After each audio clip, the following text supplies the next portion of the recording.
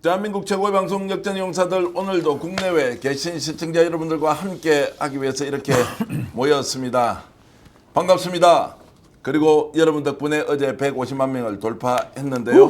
구독자가 150만 명이 되었다. 너무 감사드립니다. 가장 먼저 이상호 기자께서 150만 돌파 축하한다고 보내주셨는데, 제가 준비한 영상인데 그것은 잠시 후에 보내드리도록 하고 제작진 좀 준비 좀 해주시고요.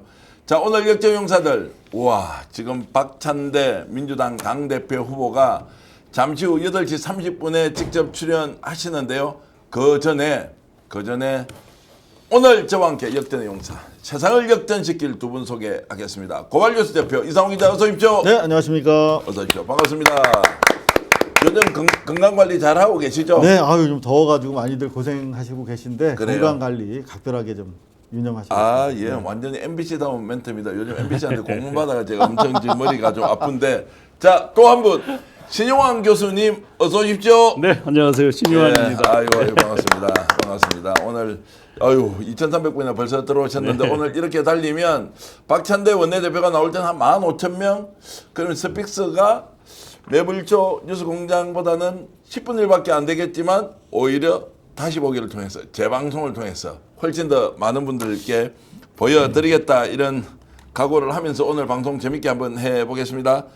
자, 바로 우리가 30분 안에 달려야 하는 것이 있기 때문에 먼저 오늘 핵심적인 주제 다뤄보겠습니다. 내란 특검에서 서울구치소 그냥 두지 않겠다라고 했는데, 구체적으로 조질 방법이 있습니까? 어떻게 합니까? 윤석열 지금 인지도 안 된다라고 해버렸는데. 구치소를 구체적으로 그냥 조진다 하는 개념으로. 아니, 제가 이제 조진다는 표현은 특검에서 하는 이야기가 아니고, 제가 이제 구치소 가만히 있지 않겠다라고 했는데, 그게 어떤 내용이냐는 이제 질문드립니다. 뭐 실질적으로 구치소의 소장이든 뭐 그 직원들을 어떻게 뭐 법적 처리하기는 어려울 것 같고요. 현실적으로. 그러면 이제 계속해서 인치 조사실로 데리고 오는 거, 끌고 온다는 뜻이잖아요. 끌어다가 둔다 이 뜻이잖아요. 한자어인데. 그거에 대한 압박을 한 번 정도 더 한다. 그리고 안 됐을 때는 더 추가적으로 하지 않고도 바로 구속 기소할 수 있다.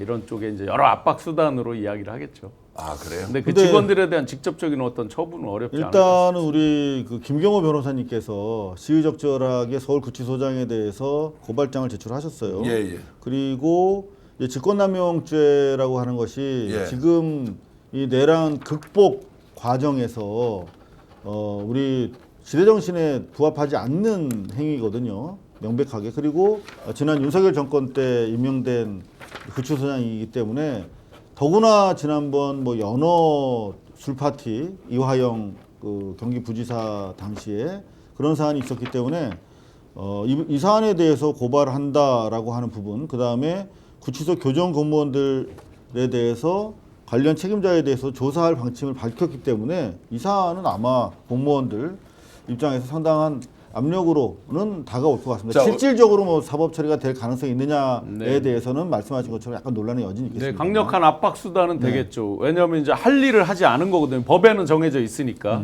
법에 정해져 있는 일을 하지 않았거나 못했거나 하는 거니까 그에 대해서는 뭐 당연히 지금 고소 고발한 대로 이제 처리는 해야 되겠죠. 자, 법에 지금 어떻게 되어 있습니까? 그러면 그게 이제 인치해서 협조해야 한다, 이 정도지. 뭐 만약 그걸 하지 않은 경우에 당신은 뭐 징역 10년의 집행, 처벌 뭐 조항까지는 안 찾아봤습니다. 아니, 그러니까 그런 게 이제 일종의 기관과 기관끼리는 권고고 또 협의해서 해야 한다는 것이지. 법률적으로는 이제 협조 공문이 내려간 상태고, 예. 그 협조 공문에 따라서 최대한 협조하게 돼 있는 거죠. 예.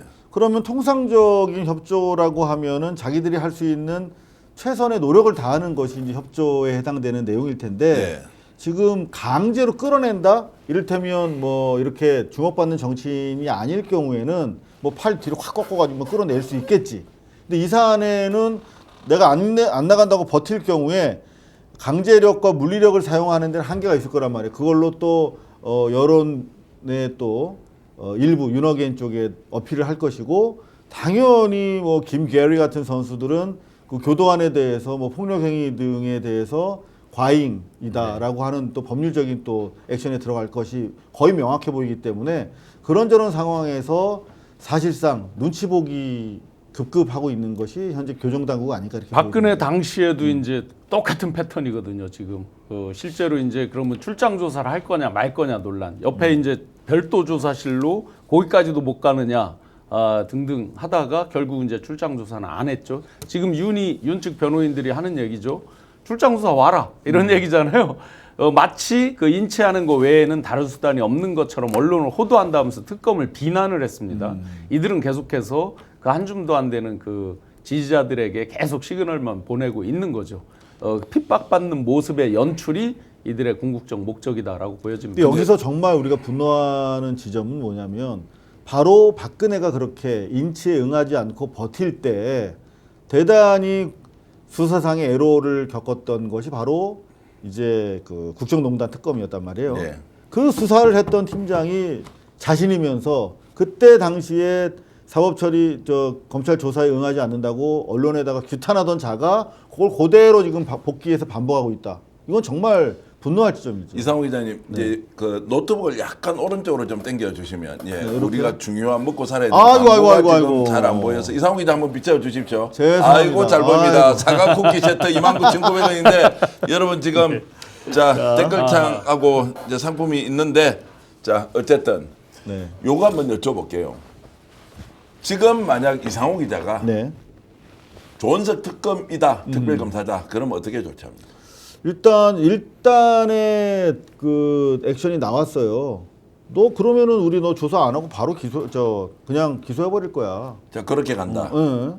자 우리 진영환 교수님은 근데 저는 그게 조은석 특검이 반발짝 빠르게 움직인 거라고 봅니다. 실제 조사할 필요 없이 기소한다예요. 왜 그러냐면 지금 조사를 할수록 버팅길수록 마치 피해자 코스프레 그리고 그들의 지지자들 극소수 지지자들에 대한 자극 이것만 계속해서 이용당할 수도 있다. 그렇기 때문에 왜냐하면 조사를 특별히 하지 않아도 이미 술술술 주변에서 다 김태효마저 다 불고 있기 때문에 또 나오는 증거가 있기 때문에 압수수색 통해서 충분히 입증하는 데 큰 문제가 없다라고 그러니까 통상적으로 보시면 그 저렇게 인치당할 때까지 일반적인 구속 피의자 같은 경우는 버티지 않죠. 어떻게든 최대한 자기 입장을 어필하려고 검찰의 부름에 나가서 조서를 작성하죠.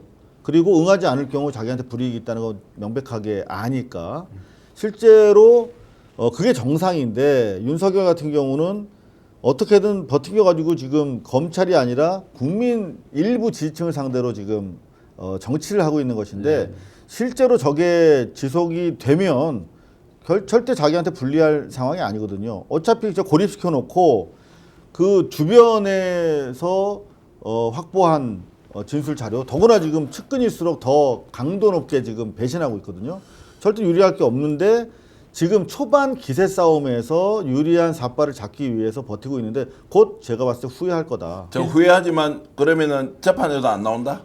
아니죠. 재판은 안 나갈 수가 없죠. 그는 뭐. 그것도 뭐 버팅기는 거지 뭐. 근데 기존에 이제 두 번의 조사에서도 보면 자기 유리한 말만 하고 거짓말을 계속 한 거잖아요. 그래서 네. 그런 측면으로 보면 추가적으로 불러다 조사를 한다 한들 보나마나 자기 주장만 반복할 것이고 헛소리만 할 거다. 그렇게 보면 조사의 의미도 별로 없을 수도 있겠다. 그런데 이제 재판은 완전히 달라지겠죠. 물론 사형 아닌 무기징역이다라는 걸 본인도 알고 있기 때문에 뭐 이판사판이다 이러나 저러나 그냥 그럴 수는 있지만 그래도 마지막 발버둥 재판정이 안 나갔을 때 진짜 여러 중형들 또 여러 사법적으로 더 가해지는 불이익 이런 것들은 생각은 하겠죠. 근데 조은석 특검이 지금 이제 국민들의 일반적인 마음을 좀 이해하면 자 수사관들 보내가지고 일단 현장 조사도 시도해보고 두 번째는 자 체포영장 다시 받는 거예요. 가서 체포 시도하는 거예요. 인치하라라고 해서 이제 버티면서 진짜 윤석열을 어떤 식으로든 죄수복 입은 상태에서 데리고 나와가지고 서울고검 거기 특검 사무실에서 앉혀가지고 조사하는 이런 것들을 쇼가 아니고 이 사람이 지금 법을 가장 악랄하게 무시하는 사람 아닌가요? 이런 걸 보여줄 필요가 있진 않나요? 실제로 아마 그 부분이 가장 고심하는 지점일 것 같아요. 그러니까 이 기세라고 하는 게 꺾어내느냐 아니면 못 꺾느냐의 문제인데 실제로 조특검 경우에 저는 수가 앞서나가고 있다라고 저는 판단하거든요. 왜냐하면 지금 상황에서 가서 조사를 한다.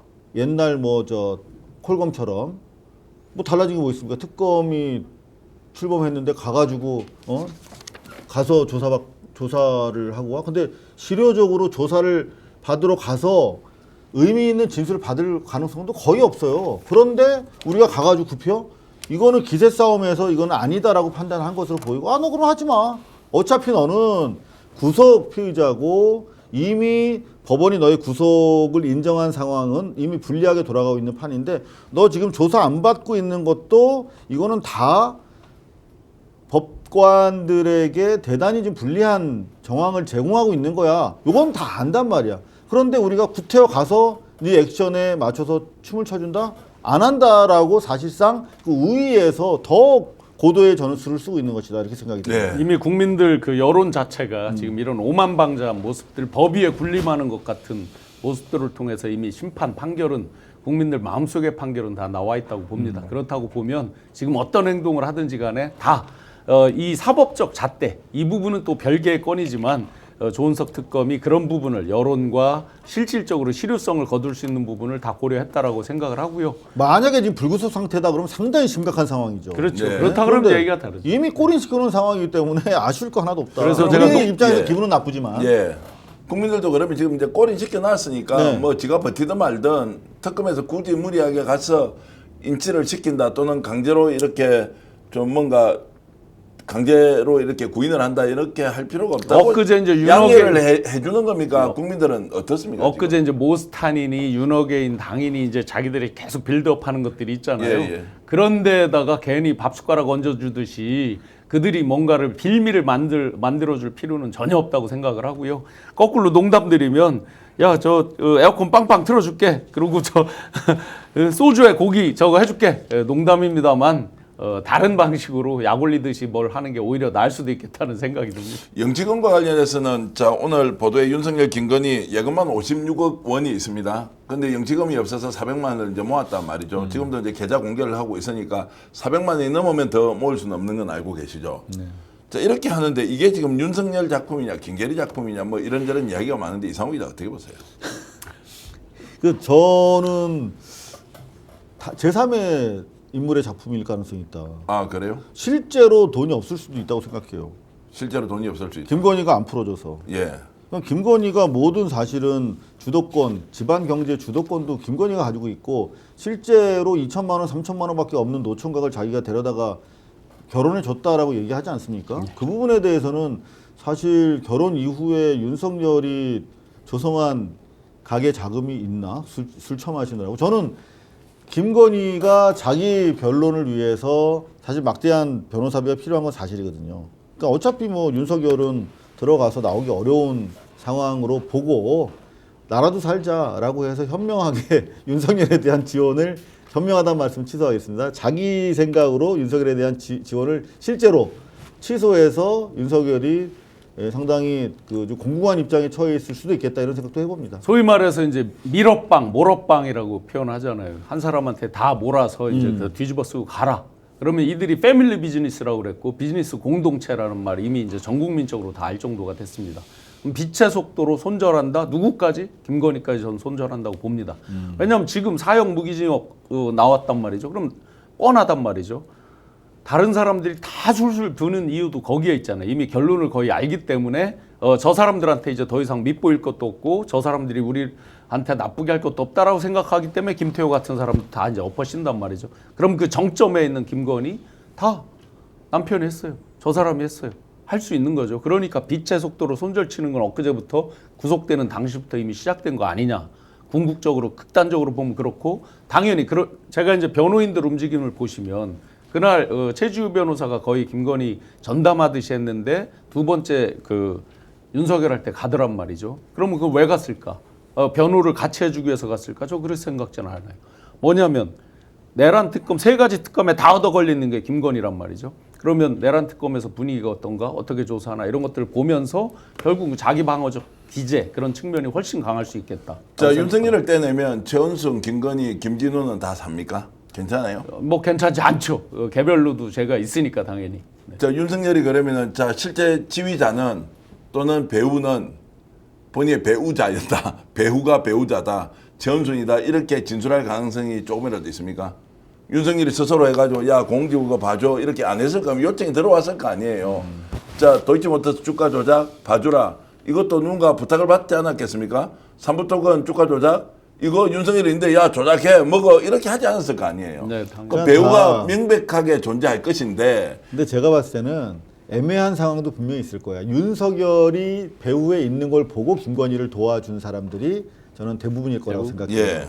김건희가 직접 나서서 지시하거나 뭐 청탁했을 가능성도 있죠. 이제 뭐 핸드폰이 정밀하게 까지면은 그런 부분도 드러날 거라고 기대를 하는데 상당수는 윤석열이 남편인 걸 보고 알아서 기었을 가능성이 대단히 높아 보이거든요. 근데 실제 그런 상황이 이제 앞으로 재밌는 게 펼쳐질 걸로 저는 기대를 하고 있는데 이를테면 최근에 있었던 바로 그 줄리 재판 관련해 가지고 줄리의 실체, 김건희의 실체가 지금 점점 드러나고 있어요. 예, 예. 그런 가운데 제일 재밌는 것 중에 하나가 첫 번째 그 의사와의 결혼 과정 그리고 결혼 생활이 지속되는 와중에 양재택을 이미 만나고 있었다는 거거든. 근데 양재택은 그 가족들 간의 대화까지 다 법정에서 까졌어요. 공개가 됐습니다. 죄송합니다. 예, 예. 자꾸 제가 까졌단 말은 공개가 됐는데 거기 내용 보면 양재택을 꽉 잡고 있기 때문에 우리 누구야 김건희가 우리 다 가정 이거 걱정 없이 이거 좀 프로텍트 보호해주고 있어 이런 내용까지 다 나온단 말이에요. 그러니까 철저히 양재택도 수단이었고 이어서 윤석열도 김건희 패밀리 비즈니스의 수단이었다는 사실을 어느 순간 깨닫는다면 저는 둘 사이의 폭로전도 저는 가능하지 않을까. 자, 두 가지로 그런 예, 예. 기대를 해봅니다. 한번 두 가지만 한번 보자고요. 2013년도에 이제부터 쭉 있는 코바나 콘텐츠 전시기의 후원 네. 그 리스트들을 보세요. 그러면 대부분 약점이 잡혔거나 조사를 받고 있거나 이런 경우가 많습니다. 다 그런 건 아니지만 그러면 그 정점에 당시에 중수부장이라든지 중앙지검장이라든지 뭐 검찰총장이라든지 쭉 이제 검찰의 그런 거잖아요. 그러면 김건희 입장에서 저는 잘 몰라요. 남편 보고 사람들이 이렇게 소위 말하는 권력형 게이트 이렇게 되는 거죠. 2023년도 184억을 투자했다 하는 부분에서도 결국 본 거는 그 뒤에 뒷그림자. 그런데 그거는 윤석열, 김건희. 그런데 공식적 직함은 어쨌든 대통령은 윤석열 이렇게 되는 거죠. 그러니까 다 밀어빵을 하고 우리는 몰랐다. 라고 나올 수도 있는 거죠. 중요한 게 김건희는 법적으로는 민간인이라는 겁니다. 그렇죠. 그 부분을 확실하게 이용하면서 변호 작전을 펴기 위해서 자기 시드머니가 필요하다. 네. 그러면 나는 이거 내가 돈줄 쥐고 있을 거야. 윤석열은 뭐 어떻게 되든 상관없어. 뭐 내란의 공법, 직권남용의 공법, 뭐 여러 가지로 이제 공범으로 갈 가능성이 높은데 그것은 윤석열의 뭐 진술도 중요하지만 뭐 비하폰 들고 자기가 한 게 있으니까 자 그러면 이제 이 질문 좀 드려보겠습니다. 솔직하게 대답해 주십시오. 두 사람 심리적으로는 갈랐었다. 윤석열, 김건희 심리적으로는 갈랐었다. 법적으로는 부부관계인데 갈랐었다 아니다. 헐리우드 액션으로 저렇게 보이는 것이다. 영장 같은 것도 개인적으로 계좌 공개해서 받고 하는 것에 대해서 솔직하게 이상호 기자가 봤을 때는 갈라섰다 심리적으로 아직은 아니다. 어떻게 보십니까? 저는 갈라선 지 오래다. 갈라선 지 오래됐다. 네. 쫓겨났네 그럼 한 사람은. 그렇죠. 그 며칠 전에 그 아크로비스타 압수수색 당했어요. 예. 그죠? 압수수색 당하는 상황에서 집에 누가 있었냐면 예. 김건희가 있었습니다. 예. 혼자 있었다고 그래요? 예, 예. 근데 그때 저 주변 상황을 좀 취재를 해보니까 너무나 담담하고 당당하더래요. 와. 지금 우리가 알기로는 휠체어 타고 나와갖고 뭐 지금 뭐 우울증에 뭐 완전 건강이 엄청나게 안 좋은 걸로 알고 있잖아요. 네. 그렇지 않답니다. 건강하대요. 그리고 이 판단력 지금 엄청나게 머리 돌리고 있다는데 그날도 수사관들이 쫙 밀려 들어오는데 담담하고 하시라고 깜짝 놀랐다는 얘기를 들었어요. 직접 들었습니다. 압색 들어온다는 걸 모르고 있었습니까? 알고 있었다? 알았겠죠. 뭐 대충 각오하고 있었겠죠. 그래요? 네. 아니 좀 더 그 얘기 누구한테 들었습니까? 그건 밝힐 수 없습니다. 아 밝혀주세요. 왜냐면 그 안 밝히니까 다 경찰 잡혀가서 요즘 신유한 교수 저하고 조사를 엄청 받고 있어요. 조사 받고 싶어요. 빨리 이야기하세요. 제가 조사 받으시면 다 도와드릴게요. 그 현장에 있던 분한테 직접 들었습니다. 아 그래요? 네네. 그럼 압수수색했던 어쨌든 수사관 또는 뭐 그 주변 인물한테 수사관 또는 경호관 이렇게 얘기할게요. 경호관 이제 이렇게 네, 더 이상은 안 됩니다. 예예. 네. 자 그런데 네. 실제로 너무나 쌩쌩하고 태연하고 건강 상태도 아무 문제가 없다. 그러면 참외 먹던 게 맞네. 맞아요. 그제 휠체어 타고 나왔잖아 지금 우울증 심하다고. 그러니까 이미 둘 사이는 둘 사이에 시작이라는 게 있었는지 솔직히 잘 모르겠어요. 왜냐하면 김건희 씨한테 소위 말하면 남성이라고 하는 존재가 갖는 그 어떤 그 욕망의 화신이 취하는 태도에 대해서 많은 케이스를 통해서 저희가 확인해 봤기 때문에 과연 우리가 생각하는 우리 일상적인 부부관계, 부부 생활을 하는 우리가 생각하는 그런 커플은 아니다라고 하는 게 최소한 팩트고, 그게 뭐 우리가 이해하는 수준의 그런 건 절대 아니었다. 근데 그나마 이게 깨진 게 이제 내란 이후, 그리고 최근 들어서는 사실상 남남인 상태, 원래 상태로 돌아왔다. 이렇게 저는 솔직하게 자, 이제 말씀해 답하라고 주십시오. 그랬는데 예. 솔직하게 할 것도 없어요. 그냥 이미 비즈니스 공동체라고 하고 이익 공동체죠. 갈라선 지 오래됐죠. 왜냐? 이익 공동체는 이익에 따라서 움직입니다. 이익이 없으면 헌신짝 버리듯이 버려지는 거죠. 그러면 대통령으로서 아마 이제 그 딱 내란이 실패하면서 버릴 각오를 했을 거다. 와. 그럼 작년 12.4만이에요. 그죠? 그 실패한 거잖아요. 그걸 느끼는 순간부터 상당 부분 뛰었을 거다. 그리고 각종 증거인멸 이런 것들을 더 빠른 속도로 본인들이 했을 가능성이 있죠. 자, 지금부터 이제 저희들의 하이라이트 한 개 더 만듭니다. 네. 두 번째 질문입니다. 윤석열은 그러면 김건희에 대해서 네. 어떻게 생각하고 있을까? 저는 항상 어려운 질문 저한테 먼저 하시는데. 아, 그러면 지금 신영환 교수한테 바로 가겠습니다. 그건 제가 조금 솔직하게 예, 예, 말씀드리겠습니다. 해주십시오. 예. 아니, 그거는- 굉장히 중요한 이야기라고. 네, 중요한 얘기예요. 예. 턱 밑에서 그래도 누구보다 많이 본 사람이니까 그러니까. 윤은 그런 면에서는 굉장히 낭만주의적인 면이 있어요. 그러니까 윤은 김건희는 완전히 이 공동체의 계산적인 면이 강했을 것이고 윤은 그보다는 조금 더 인간적인 뭔가가 있었을 것이다. 그러니까 뭐 애틋함도 있고 나름 있었을 거예요. 부인에 대한 그런 것도. 이야. 그거는 둘 간의 온도차는 확실히 다르다. 그 둘은 정확히 표현하면 김건희 패밀리, 원래 있는 김건희 패밀리, 그리고 윤, 요거는 온도 차이가 크다라고 저는 생각합니다. 그러면 버림받은 윤석열은 자신을 챙겨줄 것이라고 여전히 그냥 먼 산을 쳐다보고 있다. 먼 산까지는 아니지만 그러니까 이제 최근에 뭐 뭣도 없고 변호사 비용도 없고 막 이렇게 이야기하는 게 현실이다. 실제로 뭐뭐를 생각했는데 그런 지원이 안 된다라는 이런 생각을 저도 한다라고 짧게 생각합니다. 말씀드리면 그루밍된 남성 피해자들의 사례를 우리가 많이 봤지 않습니까? 취재도 좀 해봤고. 근데 시간이 다소 걸리는데 그루밍 당했던 사안을 깨닫는 순간부터 이제 시작해서 분노가 발생합니다. 근데 그 시점이 언제인지 모르겠습니다만 적어도 이번 재판 과정에 그게 만약에 온다면 네. 상당히 재미있는, 아마 뭐 부부 클리닉이나 뭐 사랑과 전쟁 이런 막장 드라마 이상되는 내용들이 아마 법정이나 조사실에서 울려 퍼지기 시작하지 우리가 않을까. 방송 제가 에피소드로 말씀드려 볼게요. 이 김건희 관련된 어떤 전화 이런 거 올 때 이제 이렇게 받다가 딱 이제 사라지죠. 방으로 가서 막 받고 정말 뭐 계획 섹스, 소액 섹스 막 나오죠. 그런 때 딱 나왔을 때 보면 이게 가식이냐 진실이냐 봤을 때 그런 때 가식적이지 않아요. 그런 때. 그러니까 김에 대해서 윤이 생각하는 건 꽤 진심으로 있는 맞아요. 것 같고 네네. 거꾸로 김이 윤에 대한 거는 이제 이익 공동체적 관점 그 부분으로 저는 해석을 합니다. 자, 그러면 조금 더 나가 보겠습니다. 이상호 기자님, 네네. 어려운 질문 준비. 일발장전 들어오십시오. 했고요. 자, 그렇게 네. 하는데 자, 그러면 진짜 폭로전이 벌어질 것이냐 말 것이냐. 자, 김건희 윤석열 버렸다. 윤석열 여전히 김건희 바라기를 하고 있다라는 전제로 보면 이전 투구 방식으로 아예 폭로전 한다. 왜냐하면 실제로 이 내란을 주도한 사람 형식 말고요. 내용은 누가 내란 저질렀습니까? 누굽니까? 실제로 조정자는 누구냐고요. 최고 의사결정권자 누구냐고 먼저 말씀해 주십시오. 제가 먼저 말씀드릴까요? 예. 김봉식 서울청장이 뭐라고 했습니까? 가족사라고 그랬잖아요. 예. 그럼 가족사의 촉발, 그 원인 제공 이런 것들은 대부분이 누가 했습니까? 김건희죠. 예, 김건희죠. 그러면 내란의 트리거 포인트를 땡긴 실질적 당사자는 김건희로 보는 게 맞죠. 자, 그러면 윤석열 너 계속 다 덮어쓰라. 우리는 가족 살아야 되니까 공동정범도 아니야라고 이제 이렇게 발뺌을 하면 윤석열 끝까지 다 덮어서 주겠습니까? 제가 이제 창원지검 조사받는 거 그 뒤에 이제 여러 가지 자료 제출하고 쭉 하는 과정, 그 뒤에 이제 내란이 일어나는 과정 한복판에서 쭉 해석해 봤을 때 네.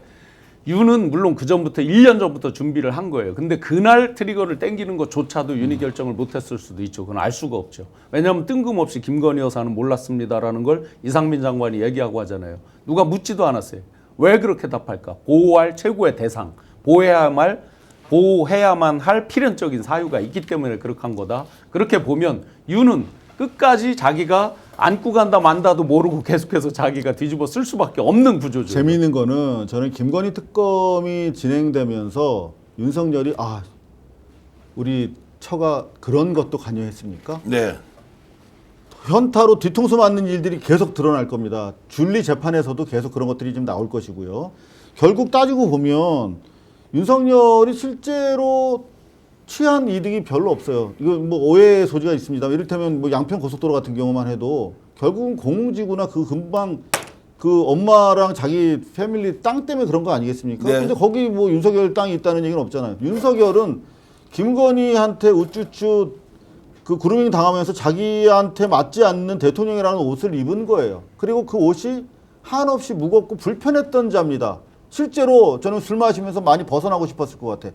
자기는 가지도 않고 출근하지도 않고 공갈 차를 보내면서 그게 자기가 스스로 대통령이라고 생각했겠습니까? 예. 윤석열은 김건희가 부여한 역할에 허수아비에 불과했고 실제로 내란도 우리가 계속 들여다보면 볼수록 끔찍하고 기괴하고 충격적인 것들은 대부분 비선에서 이루어졌고 그 비선의 핵심은 김건희에 의해서 주도됐을 가능성이 현재 대단히 높게 나오고 있지 않습니까? 윤석열과 김건희 정말 충격적인 드라마는 지금부터다. 에피소드로 하나만 말씀드려 볼게요. 2022년 3월 9일 날 이제 당선이 됐고 3월 10일 날 11일까지도 대통령실을 용산으로 이전한다가 내부적으로 한 번도 논의된 적이 없었어요. 그러다 3월 14일에 처음으로 국방장관 공관을 4명, 5명이 갑니다. 거기 갔다 온 사람들도 6개월의 유예 시간이 필요하다 이런 얘기를 의견을 냅니다. 실제로. 그런데 3월 14일 날 그랬고 가르침대를 가지고 여기 용산으로 이전하고 하는 그 지도 판을 놓고 한 게 3월 20일입니다. 예. 불과 일주일 만에 바뀌죠. 그러면 이런 것들을 윤석열 내란 우두머리 머릿속에서 그게 나왔다 그러면 최소한 저희한테 중간에 뭐뭐를 검토해라 지시가 있었겠죠. 단 한 번도 없었어요. 그럼 일주일 만에 그런 국가의 엄청난 중대사 대통령실을 이전하는 걸 결정했다 누가 있겠습니까? 김건희. 네. 아니 그래서 이제 실제로 재판이 진행되던 특정한 이벤트가 생기면 윤석열이 뭔가 이야기를 많이 하지 않겠느냐라는 건데 이 문제 일단 제기하고요. 와 댓글 지금 난리 났습니다. 박찬대 후보 언제 나오냐고 지금 방송에 8시 30분에 나오기로 했는데 예 잠시 후에 모시기로 하고요. 저희들 오늘 특별하고 귀한 손님 제가 넥타이를요 이렇게 고급 넥타이 차본 적이 없는데 오늘 정말로 어렵게 한 분 모셨는데요. 자 잠시 후에 소개하기로 하고 그래서 오늘 밀린 광고 미리 좀 하고 가겠습니다. 네. 냉감의류 냉감친구 있습니다. 공동구매 특가로 하는데요. 와 이불 요 그리고 베개피까지 해서 66,000원 하니까요. 완전 판매 완판돼 가지고요.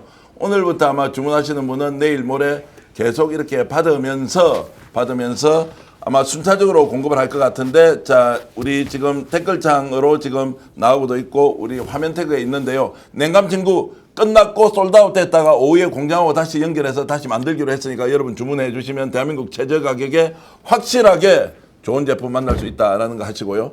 그리고 인터넷 비교원도 지금 먼저 광고 말씀드리겠습니다. 128만 원 혜택을 드리는데 자 집에서 인터넷 그리고 휴대폰 그리고 정수기 바꿀 때는 1670-2571 128만 원 최대 지원하고 있다. 와 비교원 검색하셔서 들어가셔서 상담하십시오. 정말로 인터넷 비교는 거기서 거긴데요. 인터넷 비교원 서경석뿐만이 아니고 강력하게 제가 추천해 드립니다. 오늘 박찬대 후보가 오시기 때문에 이 광고 더 열심히 필요하신 분 이용해 주시면 고맙겠습니다. 하나 더 하겠습니다. 네. 이상호 기자 쪽으로 좀 비춰주시기 바랍니다. 사과 쿠키 세트가 있는데요. 지금 댓글창에 보시면 와 제가 준비해서 오늘 저녁에 먹으려고 했는데 30몇 개의 유기농 밀가루로 만든 쿠키를 정말로 좋은 가격 4만 몇천 원짜리 29,900원에 판매하고 있다. QR코드 있습니다. 예, 손을 흔드는데 사과 쿠키를 위해서 흔드는 게 아니라 마주 보고 있는 박찬대 후보를 위해서 손을 흔들고 있다. 이 말씀을 드리고요. 필요하신 분들 광화문살롱 정말로 빵 쿠키 맛있다고 하는데 오늘 자 꼭 주문해 주시면 저희들 큰 힘이 되겠습니다. 그 사이에 저희들이 준비한 광고 하나 보고 돌아오겠습니다.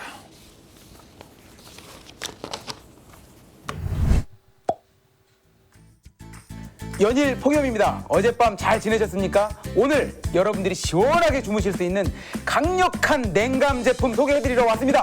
코티마라는 브랜드는 겉에 코팅하는 코팅제가 아닙니다. 원단 자체가 아예 냉감 원단으로 만든 것인데 국내 최고의 기술력을 자랑합니다. 냉감 이불, 냉감 패드, 냉감 베개 커버를 우와 66,000에 택배에 포함해서 드리는 것 가격 비교해 주십시오. 자신이 있습니다. 제가 직접 써보니까요.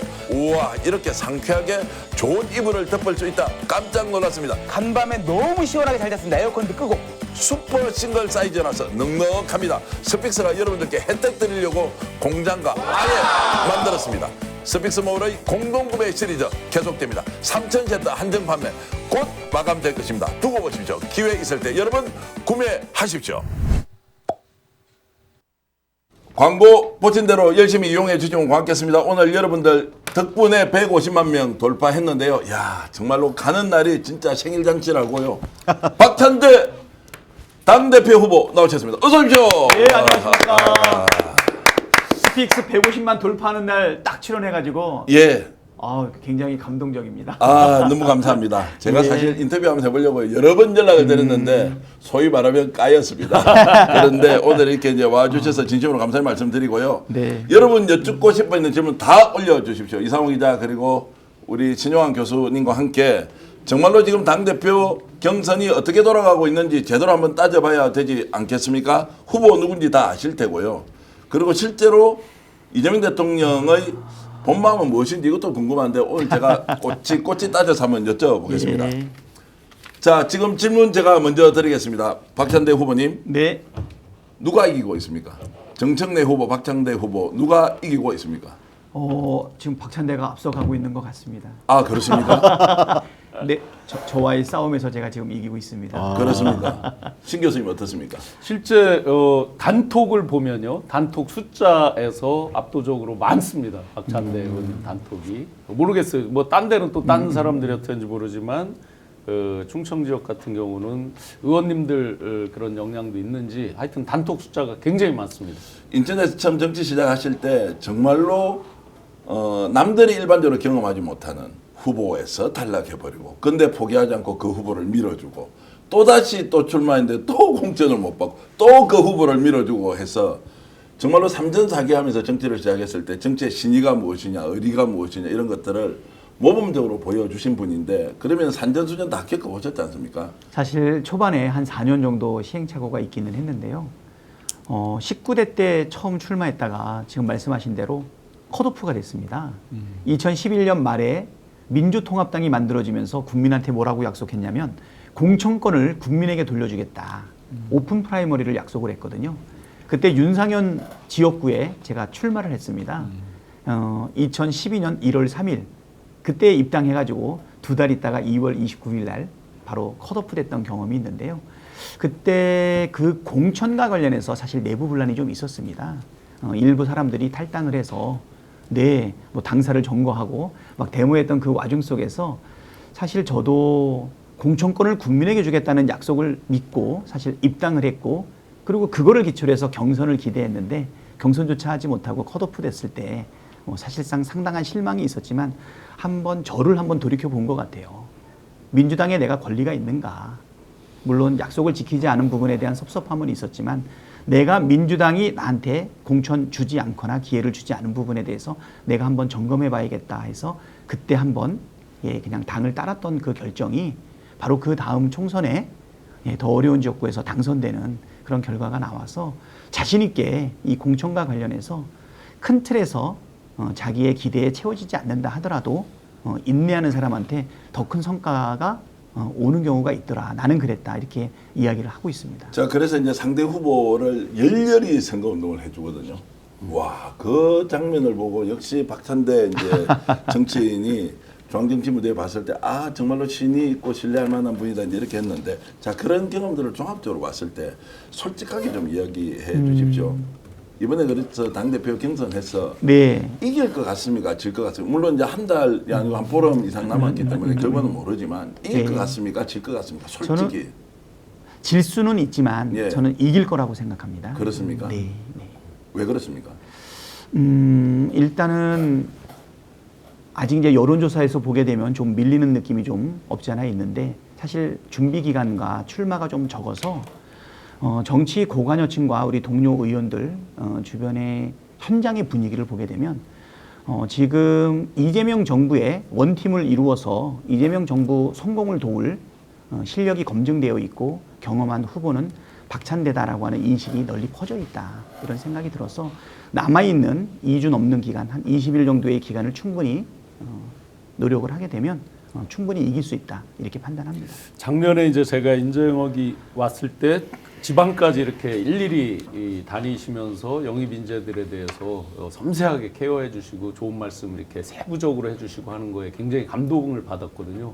그런 제가 느낀 거는 이제 섬김의 리더십 이런 모습을 굉장히 많이 봤는데 또 그 이면에 너무 부드럽고 섬세하고 이래서 아주 당찬대라고 지금 주로 이제 단톡방이 앞에 시작하는 게 당찬대로 많이 시작하더라고요. 예. 그런 부분은 좀 약한 거 아니냐 이제 이런 또 이야기를 하는 분들도 있거든요. 그 부분 한번 어떻게 그것은 이제 저에 대한 그 외형 또는 외모에 대한 이미지 때문에라고 생각을 하는데요.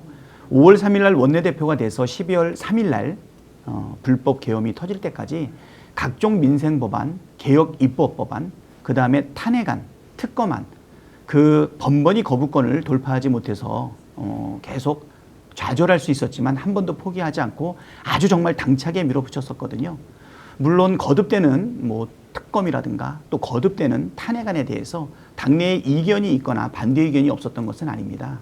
그때그때마다 의총을 열어서 분명하게 함께 의견을 모아서 진행했던 그 부분들이 있었기 때문에 실질적으로는 외모하고 다르게 야멸찬대라는 소리도 많이 들었고요. 그리고 또 국힘당하고 처음에 원내대표가 돼서 했던 첫 번째 싸움이 뭐였냐면 원구성 싸움이었습니다.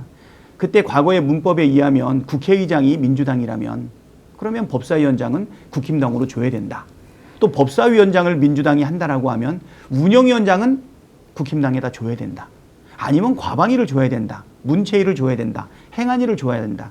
이러저러한 주고받는 거래와 같은 그런 협상이나 타협이 있었는데요. 저는 무도한 윤석열 정권을 입법부로서 분명하게 견제하고 균형을 잡아나가기 위해서는 꼭 필요한 상임위는 우리가 가져와야 되겠다. 그래서 그때 서로 딱 붙었을 때 나왔던 게 뭐냐면 운영위, 법사위, 과방위는 우리는 셋 다 우리가 확보해야겠다 그랬고 국힘당도 3개를 다 확보하겠다고 해서 팽팽하게 서로 맞섰습니다. 그때 적절하게 거래하지 않고 그렇다면 의결로 하자, 투표하자 이렇게 이야기를 했고요. 결국은 3개를 다 우리가 가져왔습니다. 저는 거기서 한 발 더 나가서 18개 상임위도 전적인 정치적 책임을 지고 다수당이 가져오는 방법 지금 고려할 때가 됐다. 언젠가부터는 의석수에 따라서 나누기도 했지만 완전한 정치적 책임을 지고 국회 다수당이 전체 상임위를 이렇게 운영해 보는 것도 나는 맞다 이렇게 생각을 했는데 그거를 마지막까지 밀어붙이지 못한 약간의 아쉬움이 있습니다. 네. 만약에 우리가 1년 뒤에 조기 대선을 통해서 여당이 될 거는 그때는 예상하지 못했지만 그때 관철했다면 여당이 된 민주당이 기재위도 정무위도 산재위도 우리가 할 수 있지 않았겠습니까? 그래서 제가 5월 3일부터 6월 13일 동안 1년 1개월 열흘 동안 원내대표를 하면서 모든 원내 전략에 큰 대과 없이 실수 없이 실패 없이 다 관철했는데 한 가지 아쉬움이 남는 것은 뭐냐면 그때 과거의 문법이라든가 관례를 뛰어넘어서 정치적 책임을 온전히 지고 18개 상임위를 다 가져오지 못한 부분은 좀 아쉬움이 있습니다. 자, 제가 이제 좀 솔직하게 정치니까 좀 어려운 질문 좀 드려도 되겠지요. 네, 뭐 답변은 뭐 능력껏 하겠습니다. 이제 이 채널마다 다 특징이 있고 또 우리 시청자 여러분들께 좀 판단을 여러분들이 아주 좀 자유롭게 할 수 있기 위해서 제가 어려운 질문 좀 이제 드려보겠습니다. 자, 정청래 후보와 박찬대 후보 두 사람이 실제로 이재명 대통령과 누가 더 가까우냐라는 질문에 대해서 답변을 할 수 있습니까? 답변할 수 있죠. 예. 명심이 누구한테 있느냐 그거는 누가 당대표를 해야 되느냐라고 하는 당무기 입적 요소가 있지만 누가 더 가깝고 친하냐라고 하는 거는 그거야 제가 자신 있게 말씀드리죠. 네. 지난 4, 5년 동안 이재명 대표의 수석 대변인으로 네. 그다음에 최고위원으로 또 비서실장으로 그리고 원내대표로 당대표 직무대행을 2번 수행하고 상임총괄선대위원장으로 지난 4, 5년 동안 함께했던 모든 일을 함께 견뎌내고 이겨내고 성과를 내지 않았습니까? 개인적으로도 또 인간적으로도 가깝긴 제가 더 가깝죠. 네, 그것도 이제 객관적으로 맞는 이야기인데. 네. 그럼 이재명 대통령은 또는 측근을 통해서 대통령이 직접 이번 당 대표 경선에서 의사를 표시한다, 표시하지 않는다. 지금 표시하지 않고 있습니다. 네. 네. 그러면 집단 지성을 믿고 있다는 것이겠죠. 아무래도 대통령이 됐기 때문에 또 네. 당대표 때하고는 또 사회적 책임이라든가 역할이 다르다고 생각됩니다. 얼마 전에 보수 언론인들과 대화에서 오픈했던 내용이 있지 않습니까? 그래도 정하고 박중에서 누가 더 편하고 마음 가느냐, 누가 당대표가 됐으면 좋겠냐라고 물어봤더니 네. 그렇게 대답했다고 하지 않습니까? 둘 다 좋아한다. 예. 누가 돼도 관계없다. 나는 당연히 대통령다운 답변이라고 생각합니다. 네. 사실 정규재 주필께서 그렇게 물어보기는 했지만 어떤 답변을 기대했겠어요. 역시 대통령답구나라고 하는 답변을 기대하고 그거를 이재명 대통령에 대한 칭찬으로 얘기한 것이지 이재명 대표의 그 마음까지 표현한 것은 아니라고 생각됩니다. 저도 표현할 수 없고요. 그래서 가끔은 물어봅니다. 기자회견할 때. 우리 상대 후보는 명심은 분명히 자기한테 있다고 생각하는데 나는 어떻게 생각하느냐. 그래서 내가 웃으면서 명심은 정한테도 박한테도 있다고 표현할 수 없고 국민 앞에 있는 것은 분명하다.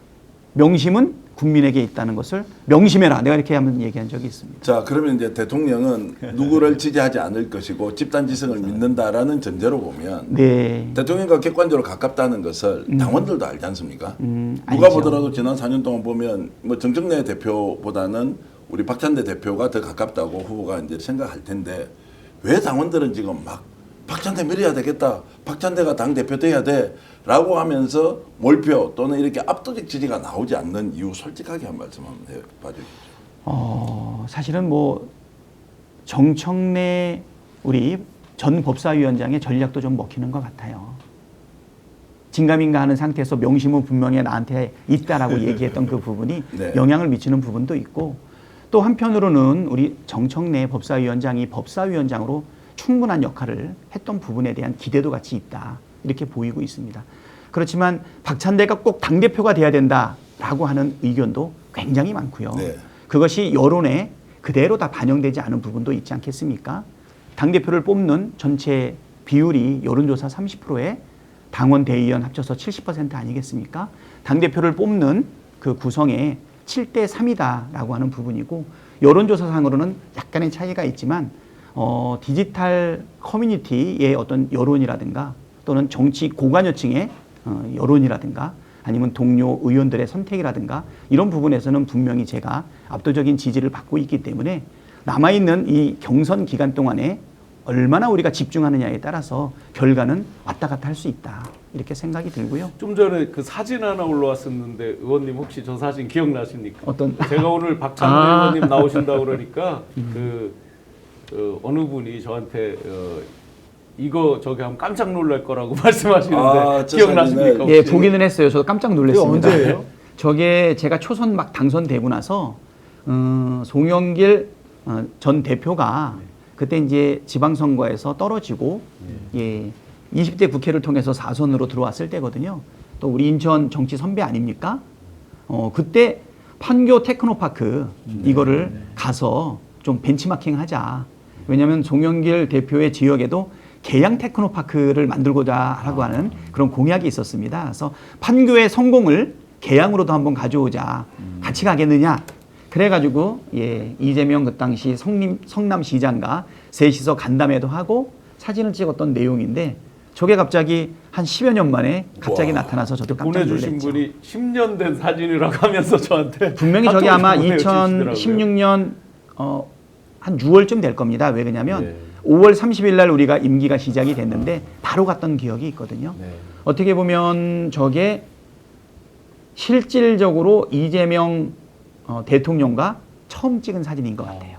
저 당시에는 그러면 송영길 인천시장이었습니까? 아닙니다. 당 대표 재선에 실패하고 재선에 실패하고 네네 4선 의원으로 다시 돌아왔던 평의원이었죠. 평의원 때 그래도 이제 정치적 레벨로 보면 송 대표가 좀 더 위에 있는 선배인 셈이네요. 그렇죠. 아무래도 저 때까지만 해도 성남시장으로서의 충분한 역량들은 보여줬지만 아직은 기초단체장 수준이었죠. 아주 주목받기 전이고요. 저 때는 내가 볼 때 2010년도에 성남시장이 되고 나서 그때 성남시의 그 어려웠던 재정을 해결하고 지방행정가로서의 능력을 막 보여줬고, 저 때가 2016년이니까 2014년에 재선하고 한 3년 차 될 때죠. 아직은 그렇게 큰 주목을 못 받았는데 저 이후에 어떤 사건이 있냐면 8월 달쯤에 단식을 한 번 한 적이 있습니다.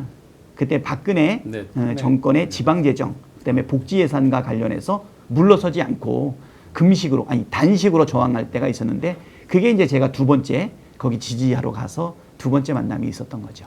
송영길 대표가 지금 엄청나게 열심히 선거운동을 하고 계신 것 같은데, 소나무당 대표인데 민주당 당대표 경선에 엄청 적극적으로 지금 뛰고 있더라라는 소식은 들으셨습니까? 사실 저 사진은 세 사람은요, 공통점이 하나 있습니다. 의원회관 818호의 주인이라는 거죠. 그러네. 제가 지금 들어가 있는 818호가 전 주인이 이재명 대통령이고요. 네. 그 전 주인은 송영길 대표입니다. 그 전에도 주인들이 좀 있었습니까? 818호가요? 그 전에는 잘 모르겠어요. 아. 근데 사실 송영길 대표로부터 전화가 왔는데 818호로 들어가게 됐다며. 그래서 우와. 그렇다 그랬더니 그 방 소중한 방이다. 자기가 4선 의원으로 다시 복귀하고 나서 818호의 의미 때문에 자기가 그 방을 지정해가지고 얻은 방이다. 그래서 무슨 의미입니까? 그랬더니 김대중 대통령님 서거일이라고 얘기를 해요. 예. 김대중 대통령의 그 뜻을 기리면서 818호를 특별히 지정해서 들어갔고, 거기서 4선 국회의원으로 들어가서 그 이후에 당대표가 됐죠. 송영길 소나무당 대표가 윤석열 정권 무너뜨리는데 혁혁한 공을 세운 거는 알고 계시죠? 네. 그런데 민주당에서는 약간 배척받는 분위기 있었던 것도 또 알고 계시죠? 아무래도 이제 소나무당을 별도로 만드셔서 예. 민주당의 우군으로서의 역할을 하기는 했지만 완전히 우리 민주당은 아니다 보니까 사실 조국혁신당과 민주당의 관계 그거보다야 훨씬 밀접하죠. 예. 하지만 같은 당으로서의 완전 동지 관계하고는 조금 다른 스탠스가 있었기 때문에 그런 것 같고요.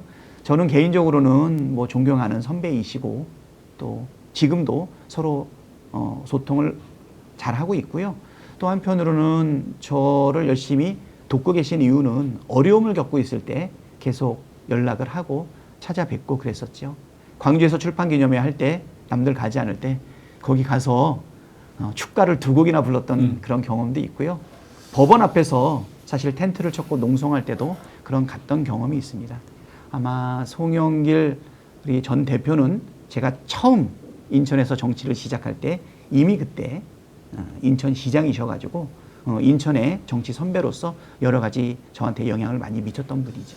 저도 한 말씀 좀. 예, 말씀하십시오. 사실 저는 이렇게 저 팬이에요. 제가요? 근데 처음 이렇게 뵙는 거예요. 아, 네. 우리 저는 많이 뵀습니다. 공개적인 자리에서 사석에서 인사만 뭐 몇 번 드리고 이렇게 만나 뵙게 해서 반갑습니다. 그리고 저는 지난 원내대표 시절 너무나 인상적이고 감사하게 지켜봐서 항상 이렇게 뵈면 진짜 수고하셨다.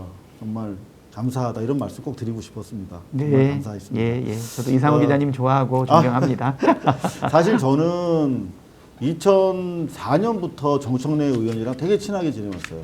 친하다는 그 표현보다는 제가 삼성 엑스파일 보도하고 정말 힘들 때 먼저 전화해서 사측의 무리한 징계 그리고 좌천 뭐 이런 거를 규탄해 주셨고 정말 고마운 인연이 20여 년 지속되고 있는 분입니다. 정청래 의원은 관록의 정치인으로 이렇게 경륜 그리고 스타성까지 겸비한 사실 체급으로 따지면 엄청난 사실 거물급 정치인이고, 솔직히 말씀드리면은 박찬대 의원은 사실 우리 성남에서 시작한 우리 대통령께서 그러신 것처럼 중앙 정치에서 시작하시지 않았잖아요. 솔직히 말씀드리면 저는 존재에 대해서 이 정치인이 대단히 능력 있고 주목할 만한 사람이네라고 최고 시절부터 집중적으로 주목했던 것 같아요. 죄송합니다만. 근데 저뿐만이 아닐 거라고 생각해요. 지난 한 4, 5년 동안 사실상 중앙정계에서 큰 역할을 맡으시면서 주목도가 많이 올라간 분이라고 생각하거든요. 그러면서 많이 감동의 포인트를 제공해 주셨는데 짧은 시간에 이렇게 큰 관심을 받고 물론 삼선이면은 뭐 중진이십니다만 전국적인 지목을 받고 중앙 정치의 어떤 거목으로 평가받는 짧은 시간이었다라고 보는데 그건 어떤 부분들이 국민들로 하여금 그런 부름을 이끌어냈다라고 스스로 평가하시는지 좀 궁금합니다. 사실은 정치하는 사람들이 정치적 계산이라든가 또는 전략이 없다라고 하는 것을 믿지는 않겠지만 저는 사실 정치적 계산이 없는 편입니다. 정치적 계획도 이제는 가져나가야 되겠지만 간단한 예를 든다라고 하면 저한테 주어져 있는 그 역할과 소명에 충실하지 않았나, 진정성을 가지고 하지 않았나. 저가 정치를 시작하게 된 첫 번째 계기는 2009년 5월 말에 노무현 대통령의 노제에 참석을 했었습니다. 그때는 개업회계사였거든요. 잘 나가던 회계사였죠. 아무래도 경제적으로 막 성장하고 있을 때고 거의 사업 시스템을 완성할 때였기 때문에 그물을 다 짜놓고 그물을 이제 그물에서 이제 고기만 건지면 그런 상태였던 것 같아요. 제가 3.1회계법인을 나와서 금융감독원을 다녔었거든요. 그리고 회계법인을 창업해가지고 최대 주주로 한참 7년, 8년 정도 일할 때였으니까 그때 2009년 5월 말에 노무현 대통령 서거가 있어서 노제가 있었습니다. 거기에 내가 꼭 한번 참석해야 되겠다라고 참석을 했는데 그때 충격을 좀 많이 받았던 것 같아요. 연구차에 손 한번 올려본 게 노무현 대통령하고의 첫 조우였습니다. 정신을 차려보니까 다음 날이었고 인천에 있는 집으로 내려오면서 민주주의 최후의 보루는 깨어있는 시민의 조직된 힘이라는 그 말이 계속 머리를 떠나지 않았습니다. 그래서 나는 시민의 삶을 살았는가? 시민은 어떤 존재인가? 또 조직된 힘은 무엇인가? 그래서 인천에 있는 시민운동 단체를 찾아다니면서 그들과 함께 교류를 하기 시작했는데 큰 깨달음을 하나 얻었어요. 그때까지 제 관심사는 오로지 비즈니스 성공이었던 것 같아요. 이제 막 개업을 해가지고 회계법인을 설립하고 최대 주주로 활동하다 보니까 비즈니스만 온통 관심이 있었는데 우리 인천이라고 하는 공동체의 문제를 같이 고민하고 그거를 풀어나가기 위해서 모이는 그 시민들과의 교류가 돈 버는 재미보다 더 좋더라고요. 푹 빠졌던 것 같습니다. 2년 반쯤 경과했을 때 정치를 해야 되겠다는 결심을 했습니다. 더 많은 권한과 책임을 가지고 공동체의 문제를 해결할 수 있는 분명한 수단은 바로 정치다. 그래서 저는 정치를 하겠다고 바로 결심을 하고 그리고 바로 컷오프가 됐던 것이죠. 좀 엉뚱합니다. 마음이 동하는 대로 이것이 옳다 또는 누군가 나한테 영향력을 주게 되면 그 영향력에 쉽게 감동하는 것 같아요. 운이 좋았던 것은 나쁜 길로 빠지지 않고 계속 그 마음을 유지했던 것 아닌가 생각이 들고요. 2012년에 공천 실패 이후에 아까 말씀하신 것처럼 4년의 시행착오는 있었지만 2016년에 당선이 됐는데 그것도 저한테는 굉장한 감동이었어요. 제가 당선된 그 지역은 민주당으로서는 단 한 번도 당선되지 못한 이해하기 어려운 인천의 엄지였거든요. 저의 전 국회의원은 황우여였습니다. 그 전에는 서한샘이었습니다.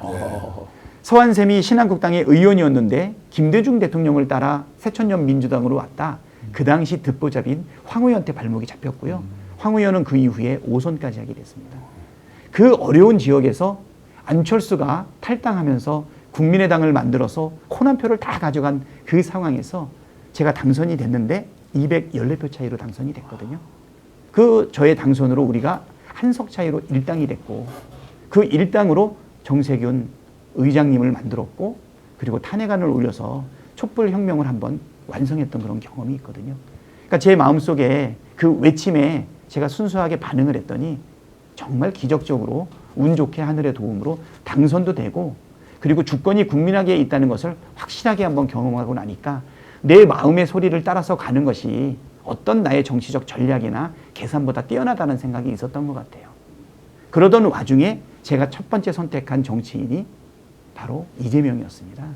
2021년 7월 1일 날 선택을 했고요. 그날부터 5년 동안 아까 말씀드렸듯이 함께 성장해 오지 않았나 그 생각이 들어요. 함께 일해본 분 국회의원은 이렇게 설명하더라고요. 야, 잘 몰랐는데 그냥 착한 도련님 또는 정말로 사람 괜찮은데 일을 해보니까 매우 전략적이다. 그리고 실제로 말을 책임지고 끝까지 행동으로 결판 보는 것은 박찬대 의원을 만나고 난 뒤에 가장 큰 행운은 그런 것이었다라고 제가 직접 의원한테 들었습니다. 그런데 문제가 대중들이 잘 모른다는 거예요. 당원들도 이런 내용을 이제 잘 모르는데 이 짧은 기간에 이 박찬대 의원이 가지고 있는 이 역량을 이제 검증을 해야 어쨌든 시험에 통과하는 거지 않습니까? 네, 그렇습니다. 왜 그렇게 잘 안 알려졌습니까? 대통령한테 너무 가려 있어서 그렇습니까? 그런 부분도 있었고 사실 저는 감독 역할이라고 생각을 했거든요. 같이 뛰니까 플레잉 코치라고도 표현하지만 감독은 자기가 스포트라이트를 받진 않죠. 팀이 승리하기 위해서 전략을 짜고 그 전략에 맞는 선수를 선발해서 그때그때 전술을 운영하는 것 아니겠습니까? 법사위원장도 누구를 세워야 되는가? 과방위원장은 또 누구를 세워야 되는가? 또 예결위원장은 누구를 세워야 되는가? 저는 법사위원장 정청래를 세울 때도 고심이 많았습니다. 반대하는 의견들도 많았기 때문이죠. 예. 그렇지만 제가 결단하고 우리 170명의 의원들을 설득해서 통과시켰죠. 그 정청래가 법사위원장을 과연 잘할 것인가? 저의 전략적 판단이 있었는데요. 독이 될지 약이 될지 사람들이 굉장히 궁금해했지만 독도 약도 아니었고 저는 감히 보약이 됐다 이렇게 얘기를 합니다. 최민희도 재선의원인데 상임위원장 하는 게 쉬운 일은 아니거든요. 거기다가 김현을 간사로 붙였습니다. 독하게 싸우는 두 여전사 한 팀으로 묶었을 때 과연 시너지가 날 것인가, 내분이 일어날 건가 걱정을 했지만 방통위의 그 파행과 부도한 일에 똘똘 뭉쳐가지고 끝없이 투쟁하고 싸우고 함께 해가지고 결국은 공영방송 MBC 지키지 않았습니까? 예결위도 그렇습니다. 예결위가 국회 선진화법이 만들어지고 난 이후에 처음으로 입법부가 예결 심사 기능을 완료해서 10월 말까지 예산을 통과시켰습니다. 우리 국회는 단 한 푼도 증액할 수가 없거든요. 기재부 장관의 동의를 얻지 않는다면 못하기 때문에 그들이 처음에는 우리 민주당의 의원들이 전부 다 자기의 민원 예산을 포기할 수 없을 거다 이렇게 생각을 했어요. 근데 우리는 예비비 4조 8천억을 세운 그 예비비 중에 2조 4천억을 과감하게 깎아냈거든요. 너무 잘했던 것이 그 예비비는 비상 입법기구 계엄을 대비한 예비비 확보였던 거로 나중에 판단이 됐거든요. 검찰 특활비, 특경비, 대통령실 특활비 이런 것들 입법부의 심사 기능을 무시하고 어떤 증빙도 설명도 없이 무조건 통과를 원했던 것이죠. 그거를 자기들이 우리가 인정해 준다면 우리가 원하는 민원 예산들을 들어주겠다라고 하는 고압적인 자세였는데 170명의 국회의원들 중에서 심지어 예결위원장과 원내대표도 지역 민원 예산을 단 1원도 우리가 주장하지 않았습니다. 처음 있는 일이죠.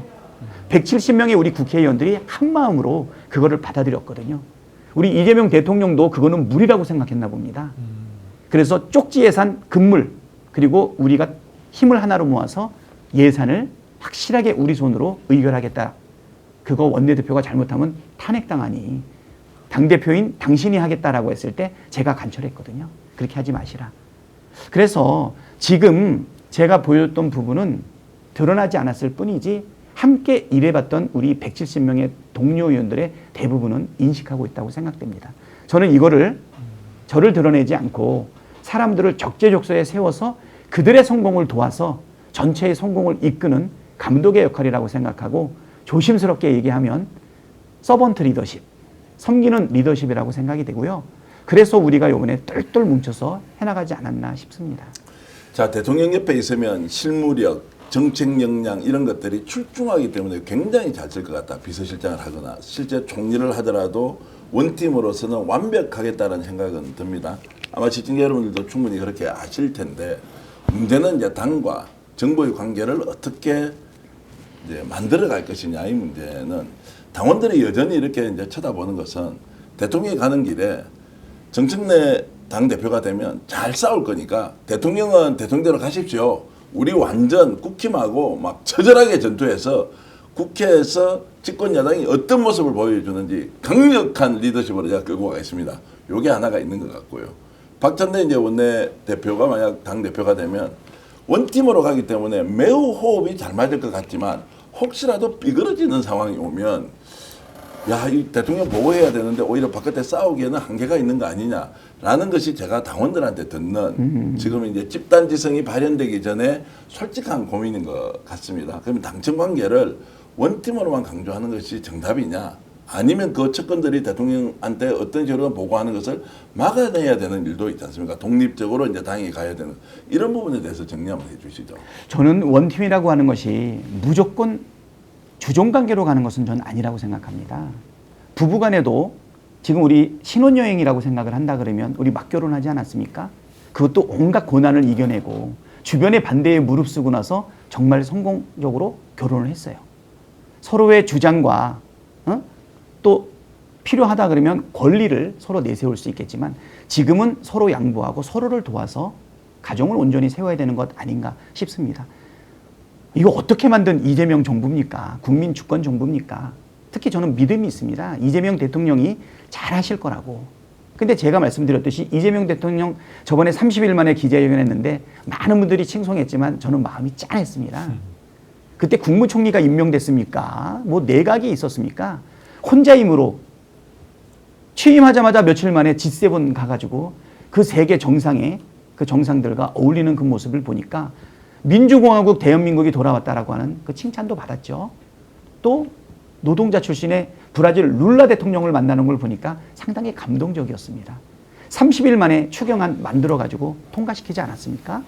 그 다음에 우리 주가지수 5천 만들겠다. 그래서 이번에 상법도 적극적으로 같이 통과시키지 않았습니까? 제가 볼 때는 너무 잘해서 지금 실질적으로 성과로 증명된 것은 없지만 주가지수도 2,600에서 3,100까지 올라가고 환율도 안정적이에요. 하지만 경제 전문가인 제가 볼 때는 이럴 때일수록 더 위험합니다. 우리가 실물로 실질적인 성과로 뒷받침을 해줘야 되거든요. 대통령께서 이렇게 얘기했어요. 30시간이었으면 좋겠다. 그럼 제가 밖에서 막 싸우고 대통령 혼자 30시간 일합니까? 나는 대통령이 그 원하는 그 6시간 그거 내가 해주고 싶어요. 대통령이 모자란다는 그 6시간 내가 해주고 싶습니다. 저도 잘 싸우는 사람입니다. 한 번도 진 적이 없어요. 원구성부터 지금까지. 그 무수히 많은 민생법안, 개혁법안, 탄핵안, 특검 계속 우리가 좌절할 수 있었지만 한 번도 포기하지 않고 저쪽에서 끔찍하게 생각하는 그 단어 따박 하지 않았습니까? 4월 4일 날 헌법재판소가 갑자기 의결을 할 수 있었던 가장 결정적인 일들은 우리 국민들이 지켜주신 거지만 저도 공헌했다고 생각하는 것은 3월 29일인가요? 4월 1일까지 마은혁을 임명하지 않는다면 최후의 수단을 쓰겠다. 그 최후의 수단 다 알지 않습니까? 남은 국무위원들, 헌법재판소 이렇게 한다라고 하면 최후의 수단을 쓸 수밖에 없다. 그 서울의 봄인가 그 영화에 보면 마지막 그 결정이 있죠. 픽션이긴 하지만 수방사 사령관이 중앙청에 그 구테타 세력한테 포를 쏠 것인가 말 것인가 그러한 고민으로 제가 결단을 내리고 선전포고를 했거든요. 그런데 4월 1일 오전 11시에 4월 4일 날 한다고 했죠. 그거는 뭐냐면 유순해 보이지만 제가 했던 말은 반드시 지켰고요. 따박따박 해나갔거든요. 그것이 난 먹혔다고 생각이 됩니다. 저는 이 원팀은 지금 이 신혼기간에 꼭 필요하다고 봅니다. 예전에는 대통령을 향해서 날라오는 화살 내가 맞겠다. 아니면 단 한 대라도 대신 맞아주면 좋겠다 하는 거에 비해서 내가 일을 같이 하겠다는 게 얼마나 좋습니까? 저는 지금 서로에 대한 믿음을 가지고 가는데 대통령은 일해라. 나는 싸운다. 난 그건 안 맞는다고 봅니다. 싸워도 같이 싸우고 일하는 것도 같이 일해야 되는 것 아닌가. 우리 정청래 우리 후보님도 분명한 투쟁성을 가지고 국민들의 마음을 시원하게 해줬지만 야당 때는 그걸로 어쩌면 족할지 모릅니다. 하지만 우리는 정부 여당 아닙니까? 저는 유능한 개혁, 나이스한 개혁을 통해서 나이스한 개혁이 이루어지게 되면 민생도 경제도 통합도 그 안에서 이루어진다고 봅니다. 분리되지 않는다고 봅니다. 이번에 상법 통과시키지 않았습니까? 얼마나 신뢰자산과 기대가 올라갑니까? 저는 일하면서 싸우고 싸우면서 일한다고 하는 그것이 나는 정부와 여당이 함께 해야 될 부분이라고 생각이 돼서 구분하는 것은 적절하지 않다. 자, 그럼 내란특별법 좀 여쭤보겠습니다. 지금 언제 내란특별법 통과시킨다라고 스스로 지금 판단하고 있습니까? 당대표가 되었습니다. 내란특별법 중에서 제일 좋은 거는 자, 여러분들 공익제보하세요. 감행해 주겠습니다. 법이 허용하는 범위에서. 두 번째, 윤석열은 절대로 영원히 사면되지 않는다라는 것에 대해서 호응이 엄청 좋은데 혹시 역풍 생각하면서 이번에 공약만 해놓고 실제 안 하는 거 아닌가요? 그럴 리가 있습니까? 역풍이 왜 생깁니까? 이 법안 들어가 있는 아까 5가지, 6가지 예. 사면 안 해준다. 예. 그다음에 보조금 회수하겠다. 예. 금융치료라고 시중에서 얘기하지 않습니까? 거기다 우리가 직위원도 경험하고 조의대도 경험하지 않았습니까? 검사를 못 믿어서 우리가 특검을 세우는 거 아니에요? 그럼 재판부는 어떻게 할 거냐? 특별재판부 필요하다. 이거 다 누가 의견 낸 줄 아세요? 다 국민들이 낸 겁니다. 예. 많은 분들은 제가 대표 발의했기 때문에 제 머릿속에 나왔다고 생각하지만 12월 3일 내란이 터지고 나서 6월 3일 대선 승리까지 나왔던 모든 의견을 모아가지고 낸 겁니다. 여기에 역풍이 어디 있습니까? 언제 통과됩니까? 통과는 최대한 빨리 시켜야 되겠죠. 최대한 빠른 게 언제입니까? 뭐 올해 안에 해야 되지 않겠습니까? 올해 아닙니까? 9월 아닙니까? 9월 안까지 지금 이제 아니 뭐 때문에 그러냐면 예. 특검을 해야죠. 예, 예. 지금 내란 특검, 김건희 특검, 최혜병 특검이 지금 동시에 돌아가고 있지 않습니까? 예. 이 특검의 결과를 기초로 해서 사실은 또 헌재의 판단도 있을 수 있는 부분이고 그리고 이 법이 논란이 없이 완벽하게 정합성을 갖고 있는 법이라고 생각하진 않습니다. 예. 논란은 당연히 일어나겠죠. 일단 소급 적용해야 되지 않겠습니까? 예. 또 사면권, 이건 대통령의 고유 권한인데 입법부에서 사면권을 제한한다라고 했을 때 이것도 논란이 발생할 거죠. 저는 민주공화국 대한민국 다시는 내란이 불가능하게 만들기 위한 이 법을 내지 않았습니까? 저는 국힘당이 이 부분에 대해서 지금 반발하고 있죠. 나는 이것은 자멸하는 길이라고 봅니다. 오히려 이 법을 통해서 강력하게 압박했을 때 이 부분에 대해서 그들이 정말 심사숙고하고 나는 개가천선해야 된다고 봅니다. 그것이 바로 우리가 포기할 수 없는 협치의 마지막 길 아닌가 생각이 되고요. 나는 논란이 되는 이 법을 내서 국민의 앞에서 역사 앞에서 이 법이 과연 적절한 것인지 아닌지 옹호할 것인지 반대할 것인지 국민 앞에서 심판하자 이런 입장이고요. 그런 충분한 국민의 의견을 듣고 난 다음에 의결해도 충분하다 생각이 됩니다. 의견은 충분히 됐대 기본 방향은 절대 포기하지 않는다. 절대 안 하죠. 절대 저는 안 한 번도 뒤로 물러난 적이 없습니다. 다만 시간을 조금은 참아내고 인내한 적은 있습니다. 아시다시피 대통령 탄핵을 12월 14일 날 하지 않았습니까? 그리고 직무대행을 권한대행을 한덕수가 했죠. 한덕수한테 헌법재판관 3명을 임명하라고 분명하게 경고를 했는데 한덕수가 2번, 3번을 거절합니다. 지체 없이 저는 탄핵안을 올렸고요. 그 탄핵안을 올리는 과정 속에서도 우리 당내에 반대가 엄청 많았습니다. 그렇지만 그거는 신속하게 탄핵을 했고요. 그 이후에 김건희에 대한 불기소 처분을 했던 무혐의 처리를 했던 중앙지검장 이창수와 3명의 감사원장에 대한 탄핵안을 12월 4일 날 올렸는데 그것도 논란이 많았습니다. 근데 지금 와서 생각을 해보니까 12월 4일 날 3명의 검사와 1명의 감사원장 탄핵안이 있었기 때문에 마침 대기하고 있었던 우리 야당 의원들에 의해서 12월 4일 새벽 1시 1분에 계엄을 해제할 수 있었다. 이렇게 생각이 되거든요. 우리가 미래를 정확하게 예측할 수 없지만 해야 할 옳을 일에 대해서 국민만 믿고 따박따박 해나가면 된다고 생각합니다. 제가 출마 선언할 때 그런 얘기 했던 것 같아요. 중도병 이런 거 있잖아요. 역풍교 이렇게 얘기를 한 적이 있어요. 네. 중도병에 걸리고 역풍교에 빠지면 올바른 유능한 개혁을 할 수 없다. 이런 입장이라 저는 이번에 내란 종식 특별법에 대한 분명한 의지를 가지고 국민과 함께 이거를 이슈화할 겁니다. 지금 한 10만 명 정도가 국민청원에 들어갔는데요.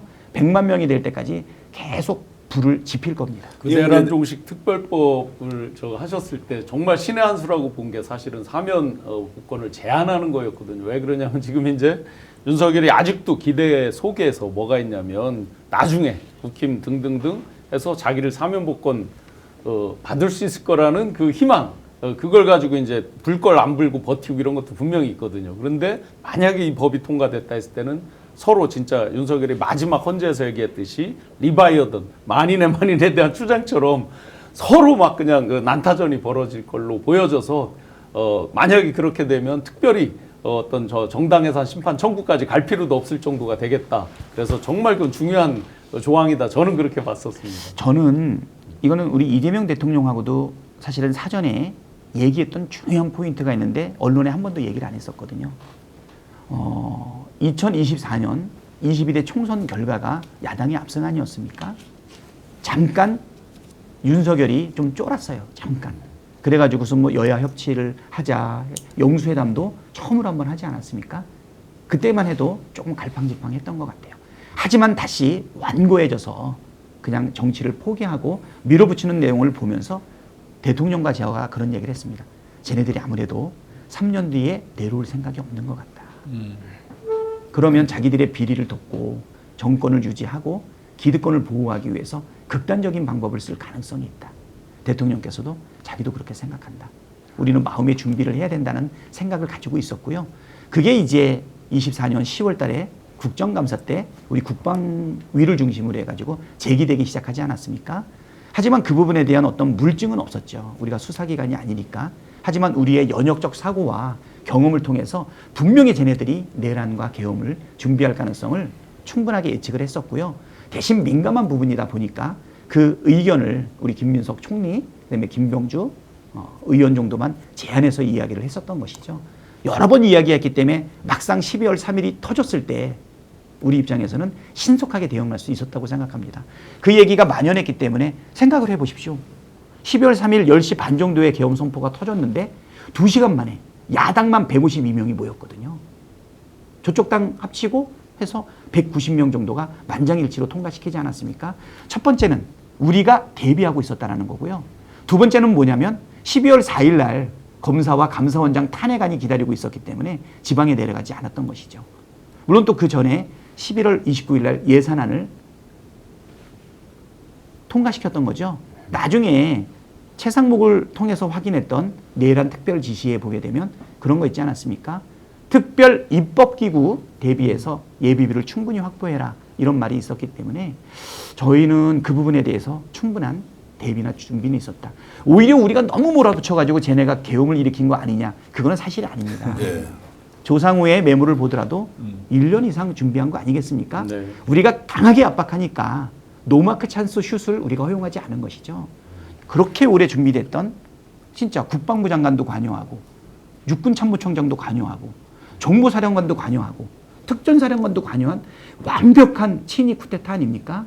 근데 그들이 12월 3일 밤 10시 반에 황당하게 했던 부분은 여러 가지 압박이 있었던 것이죠. 예산으로. 그 다음에 또 저기도 있지 않았습니까? 10월 31일 날 제가 직접 터뜨렸던 윤석열 대통령의 육성이 있었지 않습니까? 네. 우리 원내에서 직접 터뜨렸거든요. 우리 원내 대변인을 하고 있었던 노종면. 우리 노종면 의원이 공헌도 많이 했었고요. 제보는 원내대표인 저한테 참 많이 들어왔어요. 일 잘하는 여기서 이제 노종면 대변인이 가장 위험을 잘 관리하면서 이거를 매니지를 잘할 것 같아서 당연히 노종면 우리 대변인한테 제가 어사인을 했고 결과를 냈었던 부분도 있었고요. 곧 황금폰이 열린다라는 말도 있지 않았습니까? 김건희 특검에 대해서도 재의결을 했을 때 그때 198표까지 갔었던 그런 상황들 여러 가지가 다 모였기 때문에 그들이 사실은 자충수를 쓸 수밖에 없었던 것이고 국민과 함께 내란을 극복하면서 정권 교체까지 이루어졌기 때문에 보이지 않는 아니면 보이는 내 얼굴만 보고서 사실 유순하다라고만 얘기하기에는 그거는 스픽스를 통해서 저 잘 싸운다. 한 번도 진 적이 없다. 단 한 번의 전략 실패도 없었다. 그런 말씀 꼭 드리고 싶습니다. 자, 속도감 있게 좀 질문을 드리겠습니다. 지금 이제 당내 분위기를 보면 국회의원들은 대체로 박찬대 의원을 지지하는 사람 또 지금 정청래 의원을 지지하는 사람 비율로 보면 판단하시기에 한 몇 대 몇 정도 됩니까? 저는 한 8대2는 되는 것 같아요. 8대2 정도. 실제로 이제 압도적으로 지금 국회의원들은 이 박찬대 의원을 밀고 있는 게 사실이죠. 네, 그렇습니다. 예, 뭐 거기에 대해서는 다른 분 쪽에서도 이제 부인은 하지 않던데. 그런데 이제 의원들이 의원만 미는 게 아니라 저 어디 SNS에서 보니까 8대2 이상, 저거 9대1까지도 외부에서 생각합니다. 그 김용 예. 전 저 실장님 예. 그 뭐 그런 SNS를 본 적도 있어요. 그러니까 유력한 분들이 많이 지지. 자, 그런데 이제 그렇게 이제 당내 분위기는 지금 요즘 민주당 의원들이 굉장히 인기가 좋지 않습니까? 그러면은 뭐 8대2든 7대3이든 박찬대 후보를 밀자는 쪽이 의원들이 많은데 왜 이게 당원들까지 전파가 되고 있지 않느냐라는 부분이 제가 좀 의아스럽더라고요. 자, 당원들에게 직접 지휘를 해서 요즘 하는 건 아니지만 이 국회의원들이 다 그래도 당내 경선을 통해서 당원들 굉장히 소통을 많이 하지 않습니까? 네, 그렇습니다. 그럼 네. 8대2, 7대3 정도 되는데 왜 지금 실제 이제 당원들의 분위기는 8대2, 7대3으로 가지 않느냐라는 부분에서 뭐가 막혔느냐 이게. 사실 당원들만을 대상으로 해가지고 여론조사가 얼마나 정확하게 이루어졌는지 모르겠지만 일반 여론조사의 결과는 사실은 그 정도로 압도적으로 제가 이기지 못하고 있죠. 오히려 예, 조금 예. 추격하고 있는 입장이라는 것도 저도 알고 있는데 일단은 당원들에 대한 정확한 사실은 여론조사가 필요한 것은 사실이다. 네. 그리고 아까도 말씀드렸듯이 여론조사는 30% 아닙니까? 네. 당원들이 대의원 포함해서 70%가 있기 때문에 사실 막상 뚜껑을 열어보게 되면 상당한 지지를 난 받을 거라고 생각이 되고요.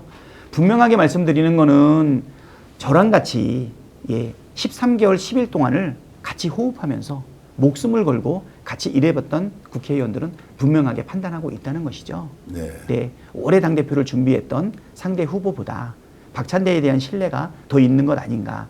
특히 저를 지지하고 있는 사람들 보십시오. 개혁에 정말 깃발을 들었던 분 정말 많지 않습니까? 김용민, 박성준. 그렇죠? 물론 그것도 두 사람은 저의 수석 부대표였기도 합니다.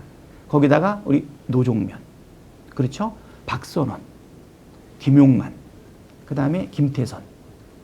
사실 가끔씩 이 전당대회 관련해 가지고 회의를 하게 되면 의원들이 정말 많이 모입니다. 네. 뭐 지지하는 사람이 30명이냐 이렇게 하는데 훨씬 많고요. 훨씬 많습니다. 그런데 왜 이게 당심으로 연결되지 않느냐 좀 지켜보실 필요가 있다고 생각이 네. 됩니다. 정확하게 반영이 되는지 여부는. 근데 분명한 것은 뭐냐면 국회의원의 마음과 당원들의 마음이 다르지 않다는 겁니다. 지금 말씀하신 것처럼 지금 국회의원들 당원들이 경선으로 대부분 뽑지 않았습니까? 당원들의 마음은 국회의원들의 마음과 다르지 않다. 또 당원들의 마음은 또 민심과 다르지 않을 것이다. 다만 이것이 반영되는 데는 사실 리드 타임 필요하지 않나. 전달될 때까지는. 그리고 저 6월 23일 날 출마 선언했습니다. 오늘 7월 15일 아닙니까? 아직 20일이 안 됐어요. 이 짧은 기간 동안에 뒤집어졌다는 말을 들을 정도로 맹렬하게 사실은 전진하고 있다는 것을 말씀을 드리고요. 앞으로 남아있는 3주를 지켜보시면 어쩌면 최근에 우리 이재명 대통령님이 전당대회에 나올 때 확정적인 예상과 다르게 누가 되는지 흥미진진하게 볼 수 있고요. 저는 이 부분이 주권자이고 우리 당의 주인인 당원들이 굉장히 흥미있어하고 잔치를 벌이는 재미 아닐까. 또 이렇게까지 얘기하지 않습니까? 정청래가 되든 박찬대가 되든 괜찮다라고 하는 분들도 꽤 있으세요. 네. 정청래가 반드시 돼야 된다는 분도 있고 박찬대가 반드시 돼야 된다는 분도 있는데 저는 그들이 박찬대와 정청래를 관찰하면서 어떤 일꾼이 또는 어떤 모습이 더 일 잘하는지 홍보하고 프레젠테이션 하는 것을 보면서 행복한 선택을 할 수 있는 전당대회가 됐으면 좋겠다. 제가 오늘 이 스펙스가 굉장히 중요한 것 같아요. 내일 당장 이제 내일 아침부터 투표가 시작이 되거든요. 권리당원들. 그리고 이제 첫 번째로 이번 토요일 날 이제 충청도에 이제 슈퍼 위크가 계속 이제 진행이 될 텐데. 네, 그렇습니다. 대부분 이렇게 이제 평론들을 하시더라고요. 첫 번째로 충청에서 이기는 사람이 이길 거다. 이렇게 이제 많이들 얘기를 하시더라고요. 그런데 정청래 의원께서는 충남 금산 출신이고 대전에서 이제 고등학교를 나오셨어요. 네, 그렇습니다. 그러니까 충청의 아들 하면서 이제 강력히 이렇게 지금 포문을 열고 계신데 충청 공략에 대한 어떤 전략 이런 게 따로 있으세요? 저는 우리 민주당이 실제로 강세를 가지고 있는 지역이 어딥니까? 수도권하고 사실 호남에서 강세를 가지고 있죠. 그런데 지금 우리 국민들의 수준을 보게 되면 앞으로도 벌어질 총선에서 우리가 일당을 유지할 가능성은 조심스럽게 예측이 좀 됩니다. 아주 극단적인 경우가 발생하지 않는다면. 근데 대선은 총선하고 다르게 총선은 300명의 사람을 나눠서 뽑는 거잖아요. 그러니까 대수의 법칙이 어느 정도 적용되는 것 같아요. 상당히 안정되게. 우리가 2016년 이후에 계속 기호 1번을 유지하고 있지 않습니까? 10년째. 그런데 이 대선은 상당한 불확실성을 가지고 있더라고요. 돌발 변수도 있고 후보 한 사람을 딱 놓고 겨루는 거 아니겠습니까? 그래서 우리가 5년 뒤에 반드시 정권 재창출을 하기 위해서는 지금과 같은 구조는 아직 좀 불안하다는 거예요. 저쪽이 내란도 일으키고 후보 바꿔치기 등 갖가지 파행과 정말 황당한 일들을 벌였음에도 불구하고 저쪽 후보가 41%를 받았어요. 이준석까지 합치게 되면 우리 득표율보다 높지 않습니까? 저는 그래서 우리 민주당이 계속적으로 정권을 재창출하고 민주개혁, 진보의 지향과 함께 보수 중도까지 통합해 나가지 않으면 위험하다. 이런 생각이 듭니다. 그래서 저는 지역적으로는 수도권과 호남을 뛰어넘어서 충청이 안정적인 지지세로 만들어야 될 텐데 충청 그러면 캐스팅 보터 지역이고 중도 지역이라고 할 수 있지 않겠습니까? 물론 지역 연고를 정청래가 가지고 있지만 저는 충청도 분들이 이 중도 확장에 있어가지고 어떤 얼굴이 더 적합하냐. 지금도 당대표의 첫 번째 이유를 싸움만 열심히 해서 강력하게 싸우겠다고 하는 당대표 후보와 싸움은 기본이고 민생과 경제까지 책임져야 된다. 유능한 개혁, 나이스한 개혁을 했을 때 큰 마찰 없이 민생과 경제까지 챙길 수 있는 경제 전문가 박찬대가 낫지 않냐라고 했을 때 저는 충청의 표심을 움직일 수 있다고 생각되고요. 한 가지 제가 말씀드리면 저도 강력한 충청도 연구가 있습니다. 뭡니까? 우리 형수님이 충청도입니다. 그래서 제가 강력하게 얘기합니다. 충청의 시동생. 야, 박찬대입니다. 충청의 시동생이다. 이렇게 댓글로 많은 분들이 의견 주시고 뭐 압도적으로 지금 박찬대 우리 찬대 박찬대 당찬대 이렇게 해야 된다고 말씀 주시는데 제가 우스개로 질문 하나 드리겠습니다. 댓글 중에 이렇게 올라왔습니다. 야, 진행자 좀 공정하게 하라 뭐 이렇게 하는데 이 공정하게 하라는 것은 혹시 제가 불리하게 질문을 좀 드리는 것인지 아니면 유리하게 드리는 것인데 다른 분들이 봤을 때는 너무 좀 박찬대 후보께 일방적으로 좋게 하는 거 아니냐 뭐 이렇게 하시는데 아닙니다. 좀 불리하게 질문을 하는 거죠. 예. 아까도 이제 물어보는 게 좀 곤란한 질문들입니다. 예를 들어 가지고 국회의원의 지지는 많이 받는다고 하는데 왜 당심으로 연결 안 되느냐 이런 거 당심으로 연결 안 되는 게 아니다. 나타나지 않을 뿐이지. 이런 대답 아니, 뭐 아주 어려운. 좋습니다. 제가 그다음에 또 하나.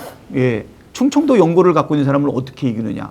그런데 왜 좋게 들리냐면 위기의 질문을 제가 기회로 잡아서 답변을 잘하니까 유리하게 혹시 이끄시나 이렇게 오해하는 것 같습니다. 실제로 제가 박찬대 의원님을 주목한 지난 4, 5년 동안 저희 이제 방송을 하니까 텍스트 분석을 해요. 쫙 말씀하신 거를 이제 문서로 놓고 보거든요. 근데 비문이 없어. 네? 비문이 없어요. 이렇게 막 말하는 표현 건데요. 얘기, 문장을 뭐 계속 이렇게 예. 플루언트하게 쫙 이어서 하시는데 이걸 글로 보면은 문장이 완성도가 높아요. 비문 버릴 문장이 없어. 예. 그렇습니까? 되게 치밀하게 사고하고 정밀하게 말씀하시는 분인데 항상 이렇게 말씀하시는 거 보면 오늘도 댓글 보니까 말씀 정말 잘하신다라고 하는데 그냥 말만 잘하는 게 아니라 대받아치는 말씀도 아주 스무스하게 잘하세요. 그러니까 되게 웃으면서 얘기하는데 실제로 박찬대 대표 후보의 페이스에 말려가는 거야. 이게 제일 무서운 사람이 이런 사람이 실제로 웃으면서 얘기해도 다 이렇게 실제로 설득당하는 거거든요. 그래서 야, 이 박찬대라고 하는 정치인의 강점이 이런 거구나. 그런 것들을 다시 한번 제가 한번 느끼면서 말씀 나누고 있는데 실제로 남은 시간이 이제 3주란 말이에요. 넉넉하지 않은 뭐 대한민국의 다이나믹스에서 보면은 뭐 3주면은 뭐 하나 뭐 만들어낼 수도 있습니다만 그리 넉넉지 않은 시간일 수도 있는데 이런 박찬대의 매력, 장기, 투쟁성과 동시에 뭐 경제를 잡는 그런 능력 이런 것 어떻게 보여줄 계획이세요? 예, 사실은 6월 23일 날 출마 선언을 했는데 사실 조금 더 늦출까 하는 생각도 사실은 있었는데요. 왜 그랬냐면 그때까지 출마가 예상되거나 확언한 사람은 우리 상대 정청래 후보님밖에 없었습니다. 우리 동료 의원들이 계속적으로 사실은 질문을 받는 거죠. 나 이번에 당대표 나가는데 도와줘. 근데 이게 단수 후보거든요. 상당히 대답에 부담이 있지 않겠습니까? 여러 사람이 있으면 튕기기도 하고 광도 팔 텐데 딱 한 명의 후보 아닙니까? 야, 나밖에 없어 후보가. 근데 너 도와줄 거야 말 거야? 그건 도와준다고 하면 사실 그걸 번복하기는 상당히 어려워요. 그래서 제가 지금 고민하고 있던 중에 빨리 출마 선언을 먼저 해야 되겠다 싶어서 빠르게 한 게 6월 23일입니다. 그리고 나서 이제 아직 20일도 안 지났잖아요. 남아있는 시간도 아직 20일 정도밖에 안 남았거든요. 사실 밥 먹을 시간도 잠잘 시간도 솔직히 화장실 갈 시간도 굉장히 모자랍니다. 지금 최선을 다하고 있고요. 네. 지금 아직 전화도 돌려야지. 그다음에 또 이렇게 방송도 나와야지. 저 원내대표 하면서 방송 나오라고 하는 요청이 얼마나 많았겠습니까? 근데 저는 물어보면 솔직하게 대답하는 편이에요. 원내 전략이 누설될 수 있기 때문에 그래서 사실 방송을 1년 동안 거의 나가지 않았고요. 지금은 오히려 좀 죄송하죠. 사심을 가지고 나가는 거 아니겠습니까? 부족한 부분을 채우기 위해서 스픽스도 나오고. 그래서 제가 약속드리겠습니다. 당대표가 되면 그러면 보다 대외 활동을 많이 하고 언론하고 많이 접촉하겠다. 원내 전략은 우리 김병기 원내대표님께 다 위임하고 사실 저도 그렇게 존중을 받았거든요. 우리 당대표였던 이재명 대통령께서 정말 저한테 어떤 지시도 내리질 않으셨어요. 기다렸습니다. 많은 분들이 그분을 말 잘하고 스마트하고 추진력 있고 그다음에 카리스마 넘쳐서 끌고 간다고 사람들을 생각할 수 있는데 제가 지난 3년 동안 최고위원을 같이 하면서 느꼈던 것은 정말 인내력 있게 경청합니다. 몸을 기울여서 정말 들어요. 그리고 스스로 결론이 날 때까지 만약에 듀데이트가 아직 남아있다면 충분히 인내하면서 기다리거든요. 제가 그분의 뜻을 좇기 위해서 내 뜻을 버린 적이 한두 번밖에 안 되는 것 같아요. 그리고 또 그분이 저 때문에 또 양보한 부분도 꽤 많이 있어요. 그래서 아까 원팀 그랬을 때 네. 일방적으로 한쪽으로 절대 쏠리지 않습니다. 네. 서로가 존중하면서 서로 상생하고 서로 채워나가는 그런 단계라고 생각이 됩니다. 지금 이번에 출마로 따지면 당대표 출마하는 것이 인생에서 총 몇 번째입니까? 원내대표도 출마하셨고 그전에 출마 많이 하셨지 않습니까? 일단은 저는 그 지역위원장이 될 때까지 한 10번 정도 실패했던 거예요. 10번 정도 실패했고 이게 그러면 한 몇 번째면 그다음부터는 계속 어려운 싸움이지만 다 이겨냈던 것 같아요. 예. 지금 이 당대표 선거도 내가 이기는 게 쉽지 않죠. 왜냐면 6월 23일부터 8월 2일까지라고 해야 딱 40일 정도밖에 안 되거든요. 몇 번째입니까 지금 이게? 이 도전이요. 그러면 그 이전에는 빼고 16대 도전. 예, 예. 어쨌든 정치인으로 입문하고 나서 지금 도전이 선출로 되는 거는 선출로 되는 것은 첫 번째 도전은 2012년 19대 총선 도전 실패. 예. 그리고 그 이후에 지역위원장 도전 실패. 그리고 나서 둘 다 컷오프가 됐어요. 예. 경쟁력이 떨어져서 경선을 할 필요가 없다. 이렇게 혹독한 보고서를 받았거든요. 그거는 사실 당내에 아마 결론을 내려놓고 이렇게 했던 것 같고요. 그리고 지금 우리 지역구인 황우여 지역구에 지역위원장을 내정받고 지역을 더 어려운 쪽으로 옮겼는데 지역위원장이 내정돼서 조강특위 하는 그날 바로 또 안철수가 우리랑 합당을 하는 바람에 지분 통합이 돼가지고 4구지구당 인선을 전부 중지시켰습니다. 그때 한번 또 실패를 했고요. 그리고 나서 그때 송영길 우리 대표가 인천시장 재선을 도전하면서 지역위원장이라고 생각하고 열심히 선거를 도와라 했는데 이분이 6월 4일 날 떨어집니다. 뭐 이런 과정들을 다 거쳐가지고 험난한 길을 걷다가 2014년 11월 28일 날 연수구의 지역위원장으로 임명을 받습니다. 그리고 1년 6개월 뒤에 당선이 됐던 거니까요. 그래서 한 번도 저는 지웠던 도전이 없습니다. 우리 연수구에서 초선, 재선, 3선이 다 붙기가 어려웠던 거고요. 특히 이번에 3선 때도 최고위원인데도 불구하고 여론조사 결과 제가 크게 지는 거로 자꾸 나오니까 그때 이제 많은 유튜버들이 출연을 요청을 했는데 갈 시간이 없어가지고 전화 인터뷰했던 기억이 나거든요. 항상 극적으로 이겼고 믿음대로 내가 이 길이 옳다고 생각해서 갔기 때문에 한 번도 쉽지 않은 선거는 없었다. 이번 당대표 선거도 마찬가지다. 하지만 나는 지지 않을 것이다. 자, 그래서 한 10번 정도 된다고 보고요. 네. 지금 몇 번째로 어렵습니까? 이번 당대표 선거가 몇 번째 정도로 어렵습니까? 가장 어렵습니까? 아니면 가장 어려운 것은 아니다. 어떻게 지금 생각하세요? 가장 어려웠던 것은 2016년 20대였던 것 같아요. 예, 예. 그때 214표 차이였으니까 우리 당 꼴등으로 붙었으니까 예. 그때가 제일 어려웠던 것 같고요. 그다음에 재선할 때는 코로나 덕을 좀 봤던 것 같아요. 3선할 때도 3선할 때하고 지금하고 좀 비슷한 것 같습니다. 총으로는 이번에 당대표 될 것 같습니까? 네, 저는 될 것 같습니다. 될 것 같습니까? 혹시 사모님은 뭐라고 하세요? 야, 될 것 같아. 이번에 무조건 나가. 됐어. 이렇게 합니까? 아니면 지금 그까지 봐야 되겠는데. 우리 집사람은 노코멘트입니다. 저한테. 다만 사실 제가 정치적 계획을 잠깐 다른 쪽을 가진 적이 있었어요. 근데 우리 집사람은 제가 약속했던 게 뭐냐면 지역 활동하고 정치 활동에 관여 안 시키겠다고 약속을 했어요. 실제로 이제 공적 행사에 사실 이제 네. 독립적으로 이렇게 네. 존중해주고 그것도 굉장히 감동적이더라고요. 그 얘기 또 아셨구나. 예. 사실 제가 이제 우리 집사람 허락을 만든 과정 속에서 집사람이 날카롭게 얘기하더라고요. 당신은 엉뚱한 사람이고 하고 싶은 대로 하는 사람이라 진짜 원한다면 나는 말릴 수 없다. 네. 그런데 주변의 사람들 때문에 영향을 받아서 하는 것은 허용이다.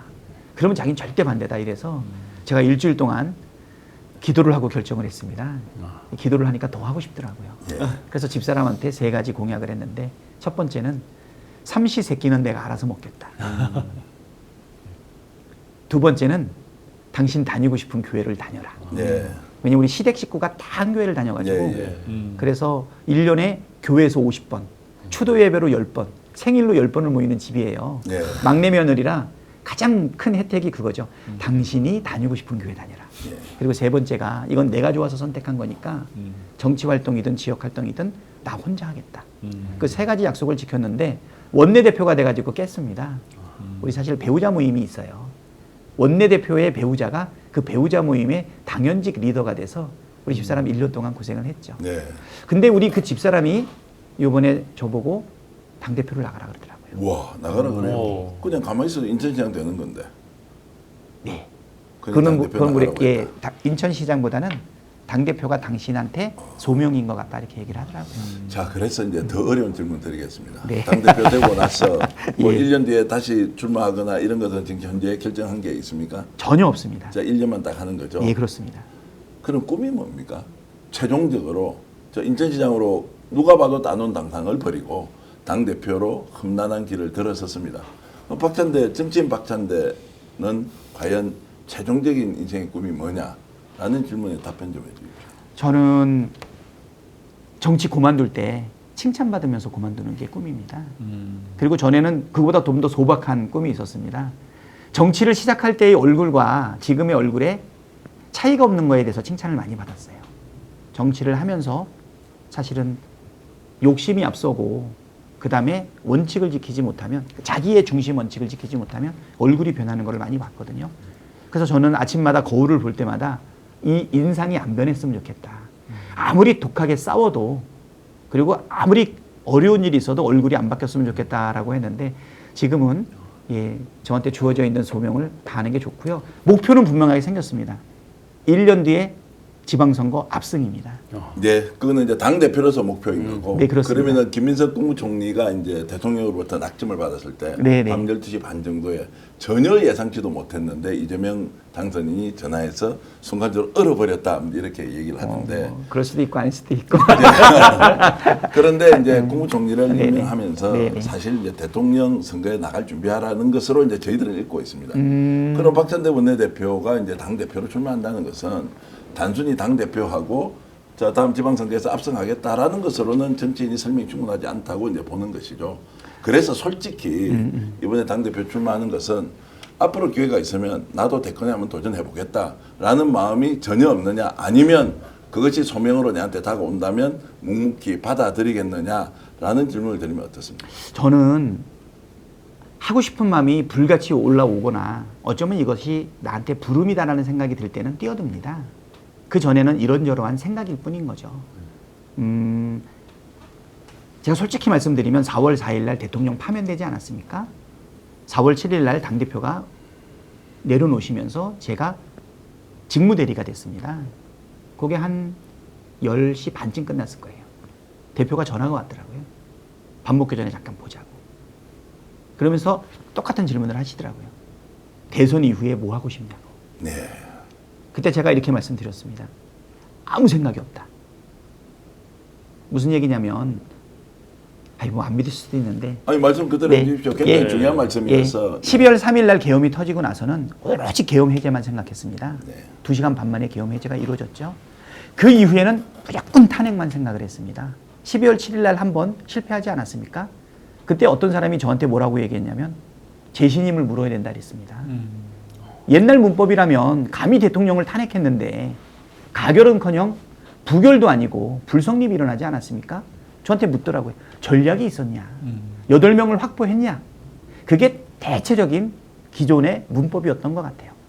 저는 내란을 일으켜가지고 사실은 계엄을 일으킨 대통령은 국민의 이름으로 가차없이 탄핵해야 된다는 생각이었고 그거는 쉽게 동의를 받았습니다.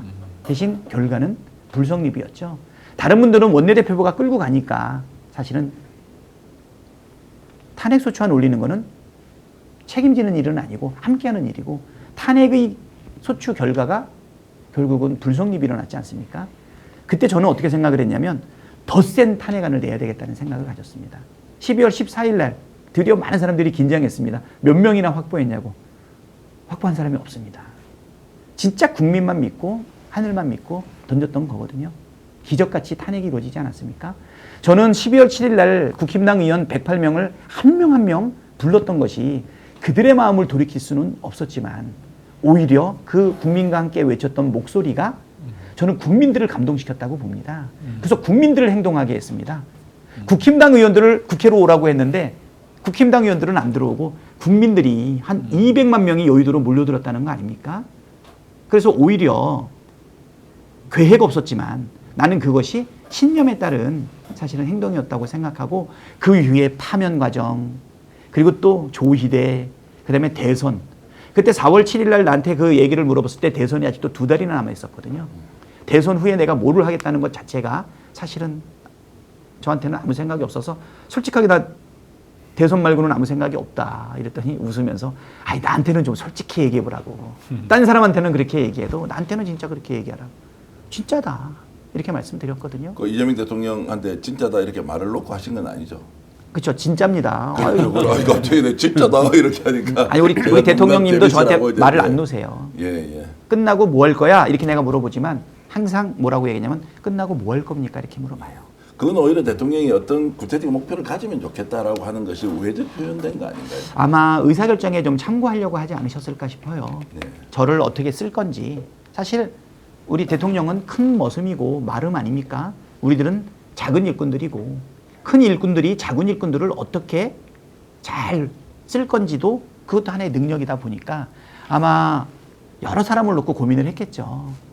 조각도 해야 되고 그런 계획들이 그래도 마음속에 있으셨겠죠. 인수위 없이 당선 즉시 일해야 되기 때문에 정말 많이 고민했던 것 같아요. 뭐 이런 거 얘기해도 대통령님께 혼날지 모르겠는데 6월 3일 대선인데 이틀 전 6월 1일이나 돼서 이제 속 얘기를 하시더라고요. 저한테 김민석을 총리로 세워야 되겠다고 얘기를 하시더라고요. 근데 그 말씀을 김민석 후보한테 의원한테 얘기 전달했습니까? 조금 짐작은 했어요. 내부에 돌아가는 분위기는 이제 워낙 대통령님과 그 주변의 측근들하고는 저하고는 진짜 친하거든요. 그 내용을 그럼 김민석 의원도 알고는 있었네요. 이틀 전쯤에는. 김민석 최고의 쓰임새는 저는 당대표 예. 또는 1년 뒤에 서울시장 예. 또는 국무총리까지 다 가능하다고 저는 생각을 했었습니다. 마지막까지 고민을 하다가 사실 당대표 쪽으로 김민석 총리가 좀 준비를 하지 않았나 우리는 그렇게 생각을 했거든요. 네네. 왜 그러냐면 국무총리 또는 비서실장 이런 것은 그냥 인사권자의 그냥 선택에만 달려있는 거 아닙니까? 그리고 서울시장은 1년 뒤에 일이고 그럼 본인이 노력해가지고 준비할 수 있는 것은 사실은 당대표라고 보이죠. 그래서 저는 이 대선 과정 속에서도 김민석 우리 총리님과 정청래 대표님은 당대표를 마음에 든 행보들은 있었을 수 있다 이렇게 네. 생각이 되고요. 저는 전혀 없었습니다. 그래서 예. 그때 알았죠. 그때 비서실장은 누구를 세우겠다, 총리는 누구를 세우겠다.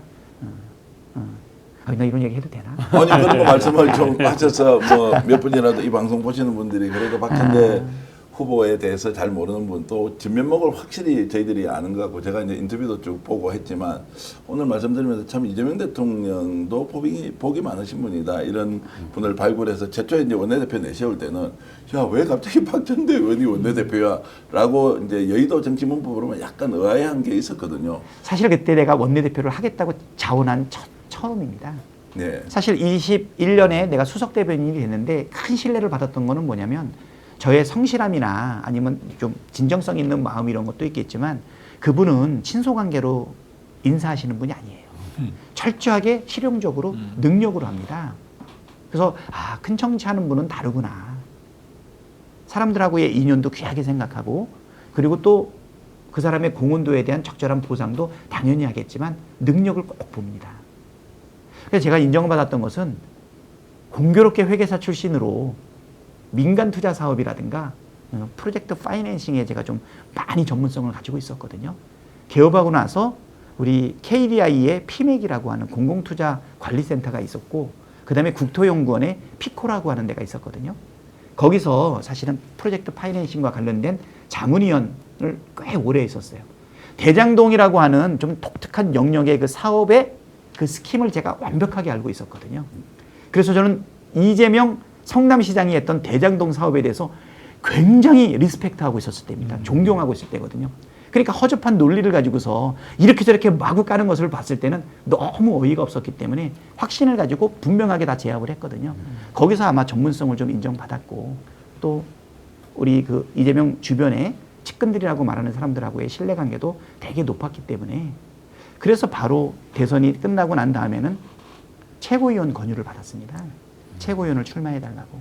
사실 지지자들이나 이제 민주당원들은 대장동 일타 강사로서의 박찬대의 쓸모 때문에 상당히 고마워했었던. 네. 그래서 이제 사실 더 많은 관심을 갖던 부분이 있죠. 제가 이제 질문을 드린 것에 대해서 답변은 결국 당 대표 이외에는 무슨 계획이 지금 현재는 없다. 민심 하늘의 뜻대로 내가 순응할 것이다. 이제 이런 네, 그렇습니다. 말씀으로 이제 네. 하시는 거고. 지금 저한테 주어져 있는 것은 자녀 임기 1년짜리 당대표를 제가 잘 수행하는 것인데 그거는 바로 이재명 정부의 성공 그리고 정권 재창출을 해나갈 수 있는 지속 가능한 민주개혁 세력의 첫 번째 징검다리를 놓는 그 역할을 내가 한다. 그 생각을 제가 가지고 누구보다도 있습니다. 국회의원들 마음, 당원들의 마음을 잘 알고 좋은 감독으로 그리고 선수가 스타가 되게 해주는 이런 탁월한 역량을 갖고 계시지 않습니까?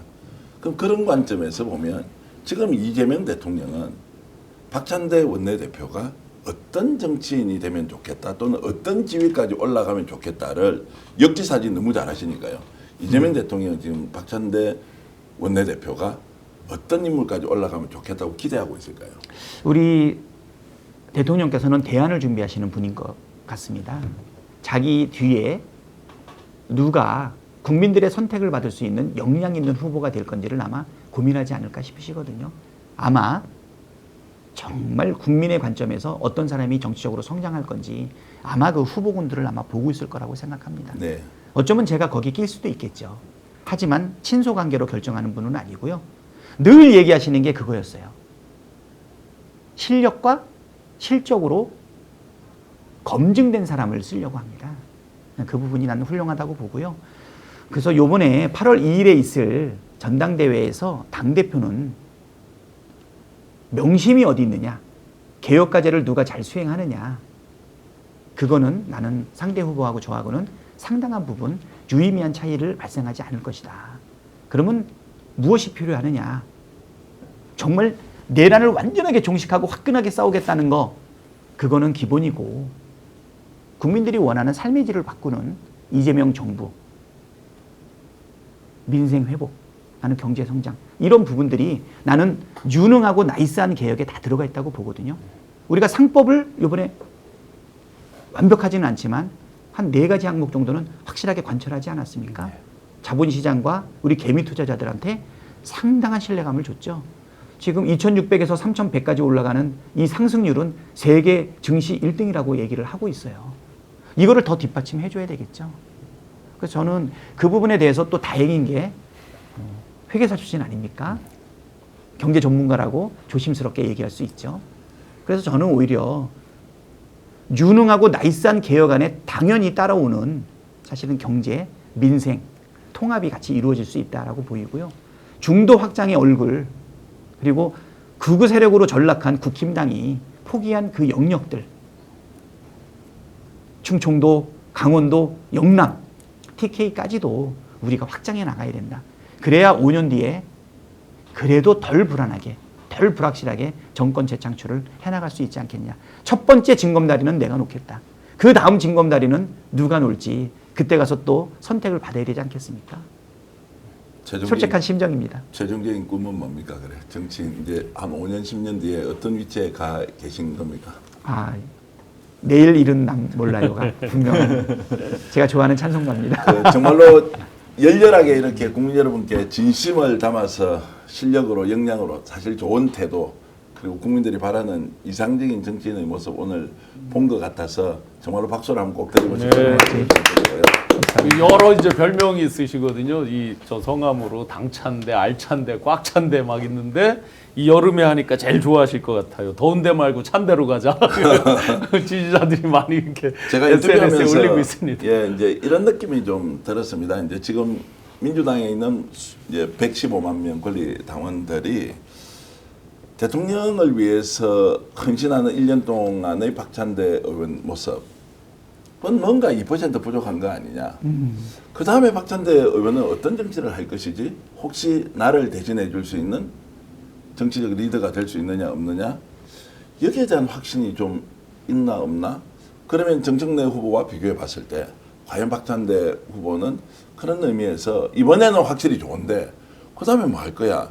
라고 했을 때 이미 집단지성을 발휘하는 당원들은 이재명 정부의 성공 이후에 그 다음에 정권 재창출의 문제가 나오지 않습니까? 좋은 대선 후보들이 많이 발굴되어서 자유롭게 경쟁하는 그 분위기에 정확하게 포지셔닝을 할 수 있느냐 없느냐라는 질문을 던질 수도 있다는 생각이 저는 듭니다. 저도 그 생각합니다. 근데 내가 무엇을 하겠다. 뜻을 세우고 고민하고 결단하고 행동하는 거. 이거 정치인의 기본적인 자세죠. 요 이전까지 국민들이 요구하는 정치인은 요 정도면 충분했습니다.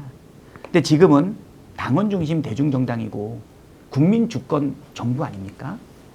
저는 뜻을 세우고 그리고 결단하고 실행하는 거 말고도 하나가 더 있다고 생각합니다. 그것은 뭐냐면 주권자인 국민이 나에 대해서 주어지는 역할이 무엇인지를 한 번 더 점검해 볼 필요가 있다고 생각이 되고요. 내가 어떤 뜻을 갖든 주인이 나는 시킬 수 있다고 생각합니다. 자질이 되면. 내가 정말 아끼는 일꾼인데 나 이제 그만 일하고 싶다라고 했을 때 사실은 강국하게 더 붙잡지 않겠습니까? 예, 예. 필요하다면. 예. 그러니까는 일단은 재신임을 물어야 된다고 저는 생각을 하거든요. 그게 주권자인 국민 앞에서 일하는 공직자의 자세라고 생각하고요. 그런 마음은 사실 변함은 없습니다. 어떤 거가 되든 저한테 주어진 일을 한다고 생각이 되고요. 그러면 이번에 당대표 그러면 그런 마음으로 나왔냐? 그건 아닙니다. 당대표는 강한 의지가 있습니다. 이재명 정부를 확실하게 성공시켜야 되는데 이재명 대표가 이야기했던 그 모자란 6시간 내가 분명하게 채우고 싶다. 24시간도 모자라서 6시간 더 있고 싶다고 했지 않습니까? 그거 내가 분명하게 채울 수 있다. 그만한 준비는 이제 됐다고 조심스럽게 확신도 듭니다. 오늘 말씀 들어보면서 왜 민주당 국회의원 중에 저와 이렇게 교류를 하는 분이 정말로 보면 볼수록 괜찮다라고 하셨던 말씀 이제 저도 충분히 온몸으로 느끼고 있습니다. 시청해 주신 여러분 정말 댓글로 이렇게 응원 많이 해 주시는데 결국 민주당이 이기는 정당이 되는 것보다 대한민국이 국민을 위한 국가로 바뀌는 게 더 중요하니 민주당이 이기는 것을 뛰어넘는 것이 지금 이재명 대통령의 목표 아니겠습니까? 예, 그렇습니다. 민주당 당대표도 그런 또 자리로 가야 하는 것이니 야 인터뷰 정말로 길게 했지만 대단하신 분이다. 다시 한 번 더 제가 열렬히 박수를 드리면서 정말 선전을 기원하겠습니다. 예. 아유 부끄럽습니다. 자 오늘 역전의 용사들 여러분 이렇게 장시간 시청해 주셨는데 참 진행자 못한다. 그런데 대답을 정말로 우문현답을 해서 오늘 시간 가는 줄 몰랐다라고 하는데 여러분들 행복하시겠습니다. 어떤 카드를 선택하더라도 민주당은 잘 될 수밖에 없다. 이렇게 하면 이재명 대통령이 너무 좋아하실 테고요. 또 한편으로는 좋은 지도자가 많이 양성이 되는 민주당이 되길 바라면서 치열한 경쟁 속에서 더 좋은 정치가 구현되도록 그렇게 또 기대하고 있을 것입니다. 신영환 교수님 오늘 고생하셨고요. 이상호 우리 고발뉴스 대표님 정말로 고생하셨고요. 박찬대 TV도 많이 구독, 좋아요 좀 해주십시오. 요즘 박찬대 TV도 이재명 TV와 함께 150만, 160만을 위해서 달려야 합니다. 요즘 배고픈데 지금 구독자 몇 명이십니까? 지금 한 15만 명 되는 것 같습니다. 15만 명. 예, 여러분들이 이제 한 팍팍 13만까지 봤는데. 팍팍 밀어주시고요. 박찬대 후보의 선전 진심으로 기원하겠습니다. 시청해주신 여러분께 진심으로 감사의 말씀드리고요. 스픽스가 오늘 150만 명 정말로 구독자 돌파했는데 저희들이 준비한 영상 보면서 오늘 방송 모두 마치겠습니다. 여러분 안녕히 계십시오. 고맙습니다. 감사합니다. 고맙습니다.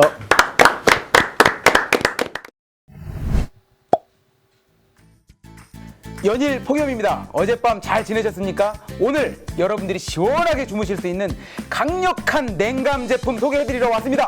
코티마라는 브랜드는 겉에 코팅하는 코팅제가 아닙니다. 원단 자체가 아예 냉감 원단으로 만든 것인데 국내 최고의 기술력을 자랑합니다. 냉감 이불, 냉감 패드, 냉감 베개 커버를 우와 66,000에 택배 포함해서 드리는 것 가격 비교해 주십시오. 자신 있습니다. 제가 직접 써보니까요.